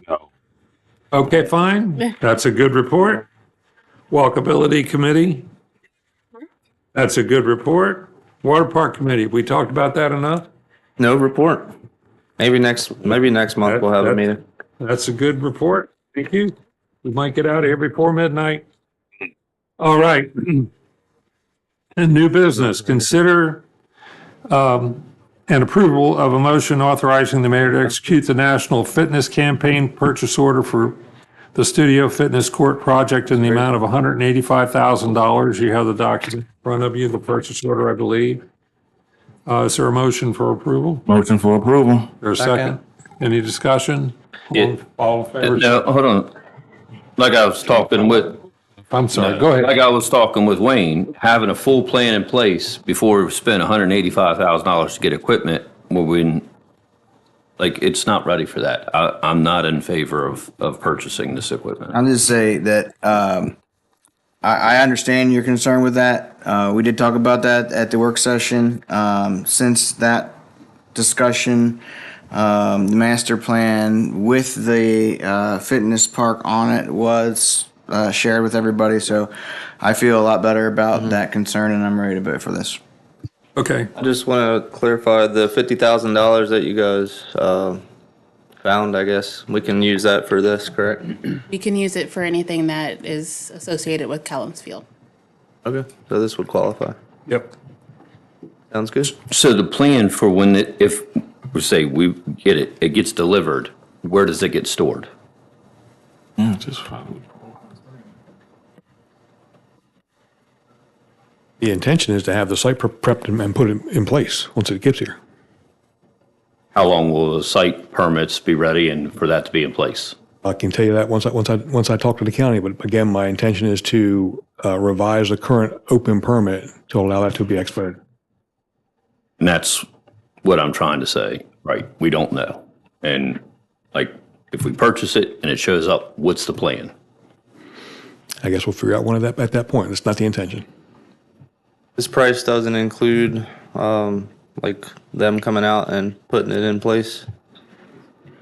Duh. Yeah, that's what I thought. Yeah, it's installed, right? Installed price, yeah. What is the studio add-on? I was wondering that. I couldn't find it in the $35,000 studio add-on. And then there's a $35,000 grant. I know what that is. So when I'm saying install, I'm saying the site preparation and installing are two totally different things. So site preparation is what I'm saying. The site's not prepared for it to be installed. It'll show up for them to install it, but the site won't be ready for them to install it. Do you have an example of what we would need to do to prepare the site, like tamp it or whatever? So we are starting to do soil analyses to find out what the base layer is. Much like the water park, we want to make sure it doesn't move. We will have those completed. We will prepare a plan to prepare the base, if you will. Initially, our thought, and as Jay and I have spoken, is we're going to fill some of the area up about 2 feet. We'll likely put a stone pad underneath of it so it doesn't sink. That may be a concrete pad. We don't know that yet. That's going to be based on a geotech. That's why we're starting now. Okay, so there will be some additional costs to this. Yeah, and our intention is to have that completed and ready for install when it shows up. I think to your question, I looked back to the thing that we all got emailed related to the fitness course at Studios, the open space. So remember, one half of this is workout equipment, and the second half is like an open space. So if the town wants to like offer yoga classes or whatever else, they would have an open space available to do so. So this expands the workout area to a big open mat, basically. That's what the studio. Okay, gotcha. Yeah. Thanks. Like it's one big thing with a divider with equipment on one side and open on the second side. Just real quick, I guess, to address Dan's concern about delivery when we're not ready. I mean, can we request delivery date, or when we order it, it comes in 90 days or something? No, I mean, right now, all that's happening right now is you're approving that for us to move forward, right? So there are a lot of levers that we can adjust if needed. There is a expected timeline that they expect for us to move within, but if there was hiccup that we encountered along the way, we adjust if needed. All right, this is already budgeted and everything, and then we would vote on it at the time of. No, you would vote on it now for the mayor to sign off, and then we would move forward. And there are other aspects that would need to vote later, like there's an RFP process for who's going to do the concrete work. That type of thing would come before the council. Okay. But we can't. They won't give us the grant until they have the signed purchase order that we. The money is in the budget in the general fund that we already approved, correct? All right, any further discussion? If not, all in favor, say aye. Aye. Opposed? One opposed. Motion carries. Next, consideration and approval of the allocation and expenditure of $35,602.45 for additional costs related to the Mosca Design Holiday Lighting Project consistent with the funding approval in the January budget amendment. And I think in your packet, you can see what that goes for. It's this document right here. Move to approve. There's a second. Second. Either one. Just clarification, this is the discounted lights? Yes. Yeah, okay, good. Yes, and it's a substantial saving. And the last line item on the first page, that's the new fixture that we're purchasing. Everything else is That's the refurb. new tree, right? That's the new tree, which will be a big improvement over what we've had That's exciting. in the past. All in favor, say aye. Where's that tree? Well, it's Putting a actual tree up? no, it's an artificial tree. No, I know an artificial tree, but like in other towns and stuff like that, we're not doing the crab pot still? We're still doing that. Yeah, we'll do both. It's unrelated. Okay. There was you want to describe it, Jay, what we put out here? What we're going to, or what we have? What we had first. What we had was a VB tree with just a pole and the lights around it. And now we have an actual daylight, they call it a daylight feature because it's an artificial tree, like you said. And then, of course, it's lit at night. Major improvement over what we've had. That's cool. Yeah, I think that was it, part of our discussion, wasn't it? Yeah. Cool, thank you. Let's get the hallmark going. Can we vote? Yeah. In favor of the motion, say aye. Aye. The ayes have it. Excellent. One last item. Review and discussion of Planning and Zoning Commission's memorandum concerning data center development. Okay, now, Anybody need before to we- take a break before we get started on this? Actually, can I make a motion before we get started concerning this? Can I make a motion to delete row 57 from the land use classification table and add a row for data centers, including NP in all zones under the expressly prohibited uses section of this table? That is my motion. Second. Wait, I think you have to make just a real quick, because the land use table is not in front of us to motion. I think you have to make a motion requesting planning and zoning to send us. So I'd rephrase your motion asking planning and zoning to send us a recommendation. Delete row 57. You gotta speak English, that's what you were saying. Table That's what you're and the saying. row for data centers indicating NP in all zones under the expressly prohibited uses section of this table. You just gotta speak Anthony. There you go. Now it's all done. That was my motion. Second. All right.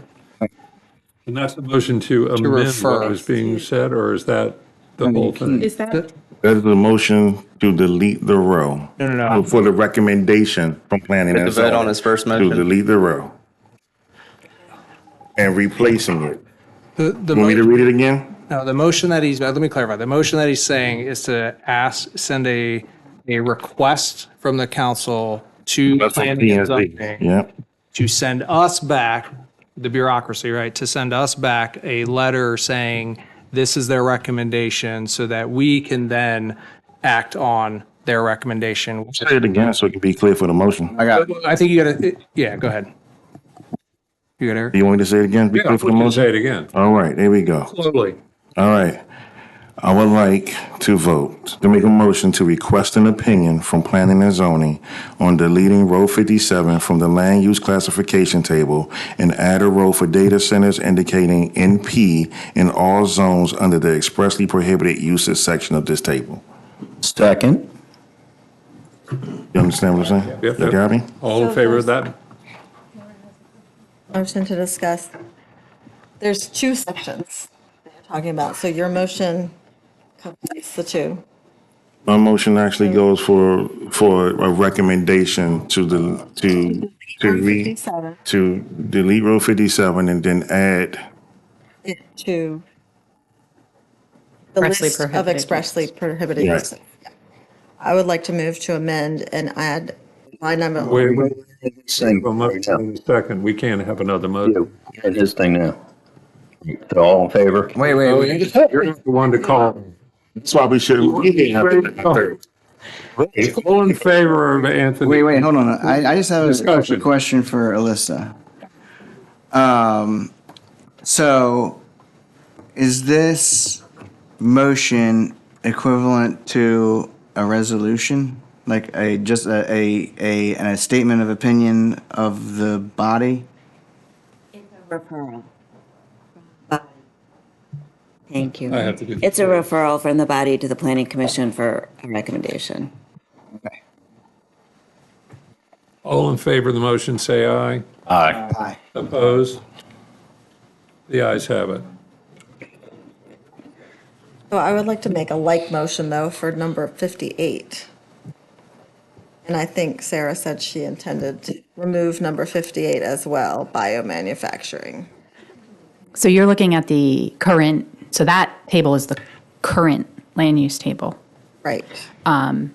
Yes, it currently allows biomanufacturing. The Planning Commission is working on adjusting that. It's there based around a compounding pharmacy that used to exist. And so we're refining that for the bigger package.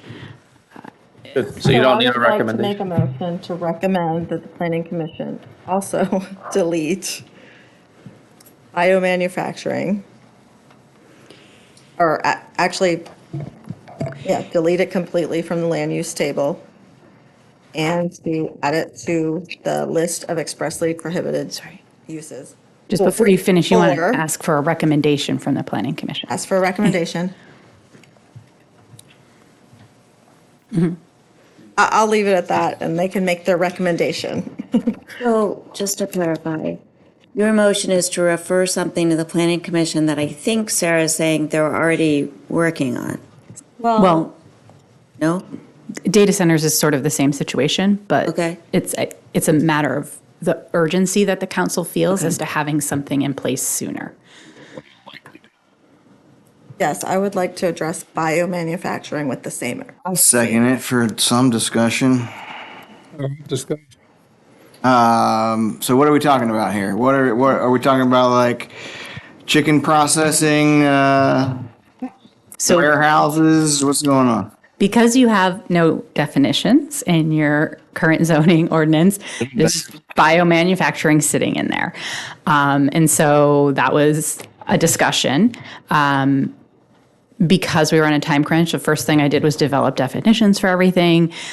When they saw the definition for biomanufacturing, they were like, that is not what this is meant to be. It's meant to be just for a compounding pharmacy that used to be located in captain's quarters and is no longer located in captain's quarters. So what we are working on Wednesday, part of what we're working on is changing it from biomanufacturing to allowing compounding pharmacies, but they're going to be under another heading. And What are some other technical on you. examples? Biomanufacturing. We may want to prohibit. I can pull up my definition from before, but it's kind of like any medicine or other item, right, that is manufactured. I mean, I'm not a chemist. I'm not but there's like certain categories of intensity or risk, and probably Dr. Okpoto could answer this better than me. I mean, there's a whole host of different things you can do. mRNA can be vaccines, it could be bioengineered meat, it could be. Yeah. Sounds We have no idea how to regulate. So Oh, so we're okay. Well, Is microbrewing a kind of biomanufacturing? It has Fair its own question. It sounds like they were already removing it anyway, so let's just recommend it and move on. I think maybe trying to push our opinion onto planning and zoning should only be done in certain things. I think that with everything that's going on, we did that with data centers and we'll hear back from them. But I think trying to kind of micromanage them too much, like, I don't know. I think letting them do their job, I think we've very much made it clear where we're standing at. If there's something of concern, will you let us know? If there's something, if we try to keep changing their course, I don't know. I think the one is appropriate, but the other one we have all these questions. The other one we didn't have any questions. I don't know. That's the problem. We don't know how to regulate it. So they can recommend whatever they want, but we can't regulate that if we get it as a use. We have no idea. We could get. Can I ask a question? Like, I don't think we would ever regulate any of this anyways if it's bioengineering. Also falls under. What is it? fermenting. Ferment. Oh yeah. So I'm not for that. Then people make beer all they want. Sauerkraut. I like sauerkraut. You did say vaccines though, right? Would potentially I'm be. throwing out things, really. Yeah. I don't know what biomanufacturing is. I don't want to. I can. It's just a very. Right. So. I created a narrow definition based on other zoning ordinances and research. I do a lot of research for my job. I don't always retain everything I research to get to that definition. Does your definition include alcohol and vaccines? It's not. It had like because the government regulates biomanufacturing at different levels. And so it said that it had to be compliant with this lowest level, but that's not even coming to you because the Planning and Zoning Commission said this is really in here so that this compounding pharmacy could continue. And since a compounding pharmacy isn't there any longer, but we would like to allow that use, can we just focus on allowing a compounding pharmacy instead of allowing biomanufacturing? And so that's how we're approaching that. I'll stop asking questions. There's a lot on now. Sorry, yeah. Yeah, I'm good. Yeah, just that is another one and I did make a motion to get a recommendation. That is another one that is sitting in our code that we get something really weird And I mean, why wouldn't we just either delete it or write special exception for it instead of P for now? So yeah, it's a question of whether the council feels it has the urgency to make a vote now. I think you felt like the public trust had urgency around it with the data centers rather than waiting for it to come to address it now. So is there a reason to, does the council feel they should address biomanufacturing now or wait for it to come? That's the question for you. My motion was to address it. You ready to vote? Yeah.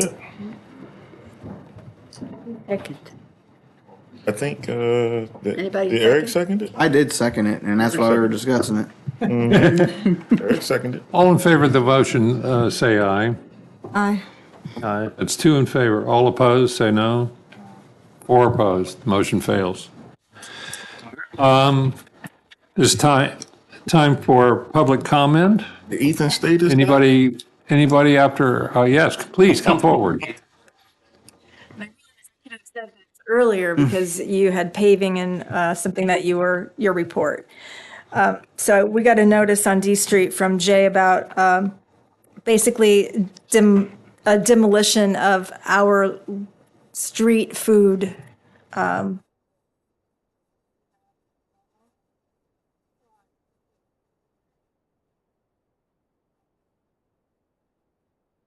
And can you tell us your name, please? Oh, sorry, my name is Tracy Bensing, and I live on D Street. So for the last 23 years, I've lived in my house, and I have a little right-of-way tract of land that I've been taking care of, and it's landscaped. There's boxwoods. We have crepe myrtles. We're just like, it's a buffer for the water that runs from the top of the street, which is at First Street to D Street, all the way down to the wetlands, which is attached to the water treatment plant. So it's in that little tract of land. And so the notice says that we need to remove all the plants and all the landscaping because there's going to be paving. So it's just going to get demolished. And now that I've been sitting through this meeting, I hear, well, there's actually like a plan for basically taking what we have on D Street and putting it at Kellum's Field, right, with the food for the community. We have a really nice little tight group of neighbors. I've got a couple of people here with me today, and I have all the signatures from as many as all the homeowners actually that were home that day, saying that they do not want to see that tract of land getting paved over. In the notice, it's very vague about when, except for it says July to August. So there's no actual date as far as like when these plants would have to be removed or anything like that. And then there's really no survey. There's no engineer's report about like what's going to happen with that tract of land, because there's an elevation level from like 10 that goes down to sea level right there. So that would leave a pretty big impact for my property line where my fence is, past where we've been taken care of for 23 years. So yeah, I'm really upset and sort of at a loss as to where this is coming from after it's been there for a long time, and Jay even lived on the street when I first moved there, and he still has a house there. So we don't even really, I talked to the neighbors, and they were like, well, just make sure that they know that we don't want the road to be like curved up because the water runs onto our yards. So stormwater management and mitigation is kind of a problem when there's more paving. And so I'm not even sure the road really needs to be paved. Every time it gets paved, which I think it was like once or twice, the sewer and water lines burst up. So it's almost like it costs more to pave the road than it does. Okay, so one of the things was the safety. The fire chief had said that the fire in January, they had a hard time getting down the street. Well, there's one neighbor, my next door neighbor, who has a lot of kids, high school down to pre-K. And her husband just died of ALS. And so they were parking in the middle of the road, and we were like trying to be kind and nice about not reporting and things like that, because it's a tough situation going there. So that car was parked out in the middle of the road when all that traffic and stuff was happening.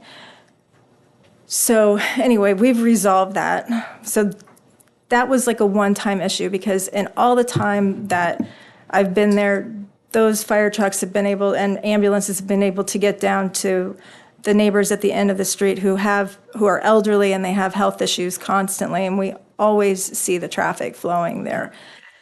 So I'm not sure like where the safety report and the traffic report are on why that narrow bottleneck space in between my property and the neighbors is really coming from, because I drove around to DeForest Lane, 19th Street, 13th Street, 14th Street, and they are much more narrow. So if my bottleneck area is not capable of getting free passage of emergency equipment, then what's going to happen to all these other narrow passages in the RV1, which is characterized as narrow streets and historic urban forests and things like that. So we've got that going. And to take it away just seems like it's short-sighted, especially since what we've done is what's going to be happening at Kellums Field. And we could volunteer and help and actually have the kids come to D Street. I would love to have people come to see the Baywise garden that we've got growing there, because my husband is an amazing gardener. I mean, he's had the ability to put in amazing plants, and Melanie's been over. And anyway, I just want a reassessment of why that would need to be paved over. Thank you. Thank you. Council members, anybody got any questions? Yeah. I'd like to speak, Mayor, when you're finished. So, thank you for coming. My mom, we have a house over on First and Erie. So I'm very familiar with the challenges of the water. Like there's always it has sump pumps, we got 2 sump pumps, and it's that entire area has what you're saying, trying to manage the water there. The information about how the grade difference of, how do I get out of my house now? If you're going to put this, are you going to put a wall? You haven't opposed. All you did is said that there's something going to be here, but that's all the notice you're going to give me? So I appreciate the interact back and forth. I actually have brought this up. If you've heard tonight, I've brought it up many times. We need to have what defines an alley, what defines a street. Last time I talked about, is it the right of way or the paved way? You know what I mean? This is, if there's an unintended consequence, it might be me, and it wasn't. I'm not trying to intend it to be that way. Trying to address parking in town, like where right-of-ways stop and where alleys start, where off-street, on-street parking. I did a rental subcommittee, the ADUs, so many different things come up.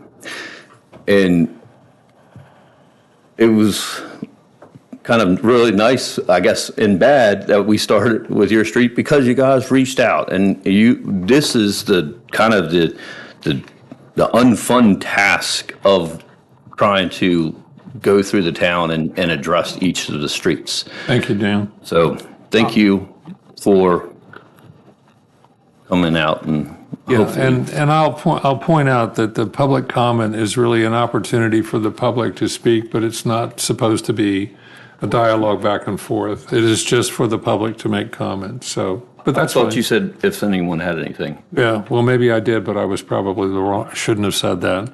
Does that apply to me too, Mayor? Because if it's not, it's not.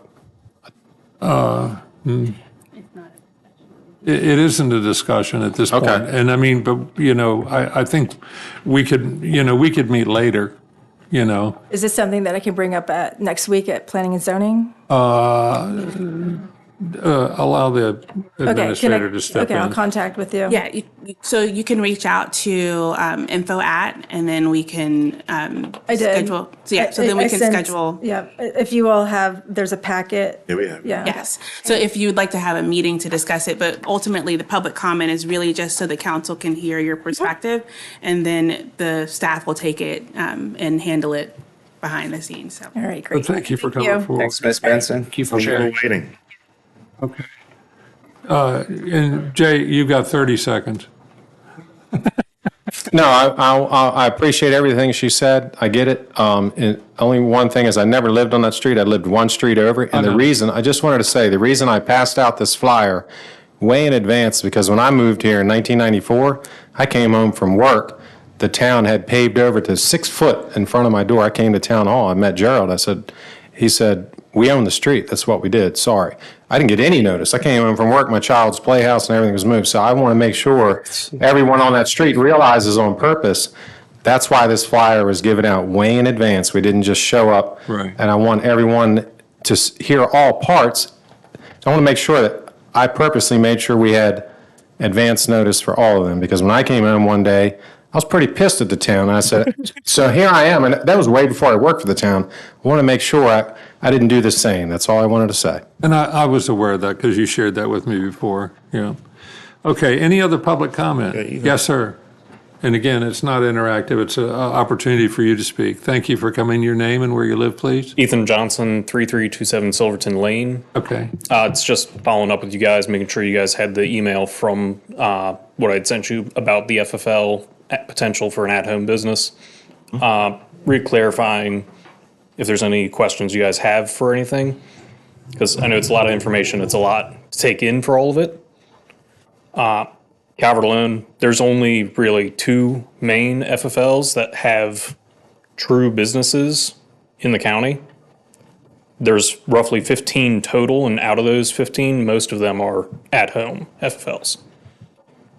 Okay. And then the only other portion that I can remember is the only reason it can't currently be at an at-home position is because under minor occupation, it says that you have no regulated sales. It's regulated firearms. It would need to be changed to have either an exception for FFLs or some other category for it. Okay, thank you for your comment. Thank you, Ethan. Anybody else? All right, time for the lightning round. Who wants to start? You, because you know me. Fine, I'll start. No, I don't have a whole lot. I just wish everybody a happy 250th. I hope you get an opportunity to celebrate. It's pretty cool to be here, be a country for 250 years. So enjoy it, barbecue. Hopefully it's weather super nice. Have fun, vacation, whatever you do. Happy 4th, and thank you for everyone who came out tonight and participated, and have a good. Sure. I know everybody's watching the World Cup, all right? Watching the World Cup. Tomorrow night, U.S. playing again. Make sure you check it out, 3 o'clock. And on that note, I understand we'll be getting some soccer goals here shortly. Kellums Field in the cart. Gonna host the World Cup. So that's exciting. Enjoy. No, I just I appreciate all the town events. Unfortunately, I'll have to miss the fireworks, but my daughter just did the tumbling Tuesdays and she really enjoyed that. And I know that the summer nights is canceled tomorrow night, but I'll be looking forward to that next month. I would like to thank the citizen leaders and the citizen appointed volunteers for local governments who very often make us more aware than public officials do. And you know, I'm including myself. Andrea and Jeanette gave an outstanding presentation. It was very unbiased. It was not a campaign presentation. It was an informative presentation about what bringing data centers to Calvert County could mean.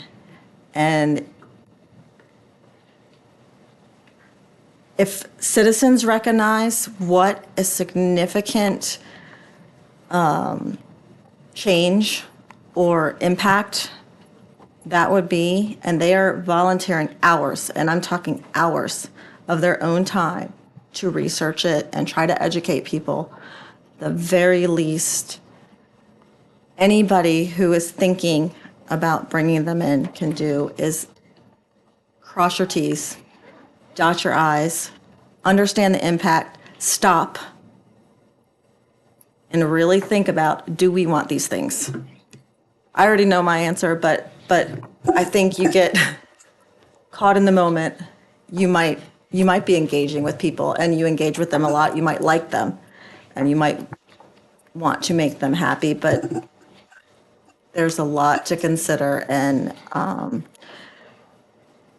anybody with a data center that wants to build a data center has an entire company full of people who are trained and paid to talk you into it. So that's my comment. Thank you.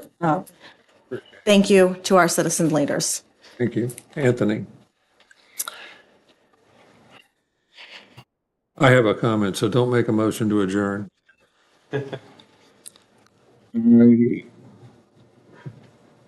Is to continue to do my best to be a council member for all people and not use this seat to actively run for any other seat while I'm doing the work that needs to be done right here.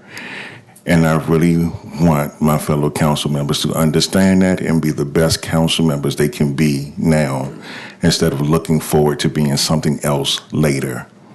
I think that's what the people voted for us to do. I think that's what they expect of us. We should be effective. We should get things done, and we shouldn't be wasting anybody's times with soapboxing, with trying to say what we think you want to hear. We should get things done, and I'm happy that we got a lot of things done tonight. That's it for me. Thank you. And what I want to add is, first of all, for the three of you that were able to make it to the MML convention, Jamie, Eric, and Anthony, I'm really happy you were there, and I hope you got a lot out of it. I think you probably did. There's a lot to be learned there. And as you all know, I was president of MML 2014 to 2015. And one of the things that I did this year is I threw my hat into the ring to become a member of the board of directors of MML again.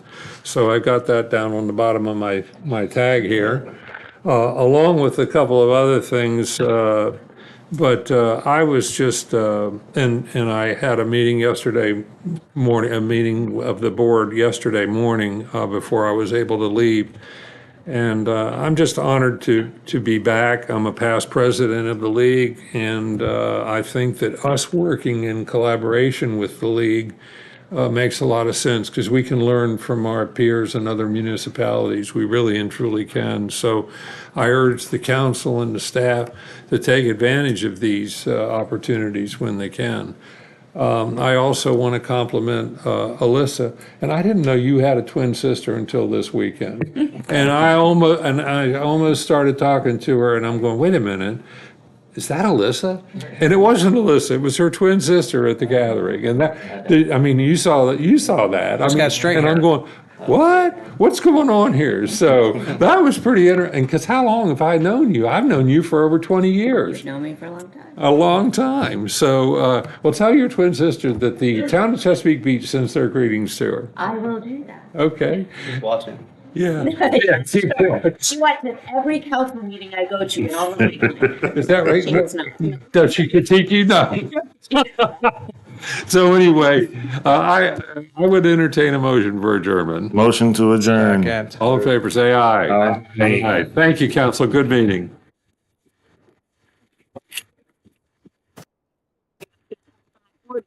Wait.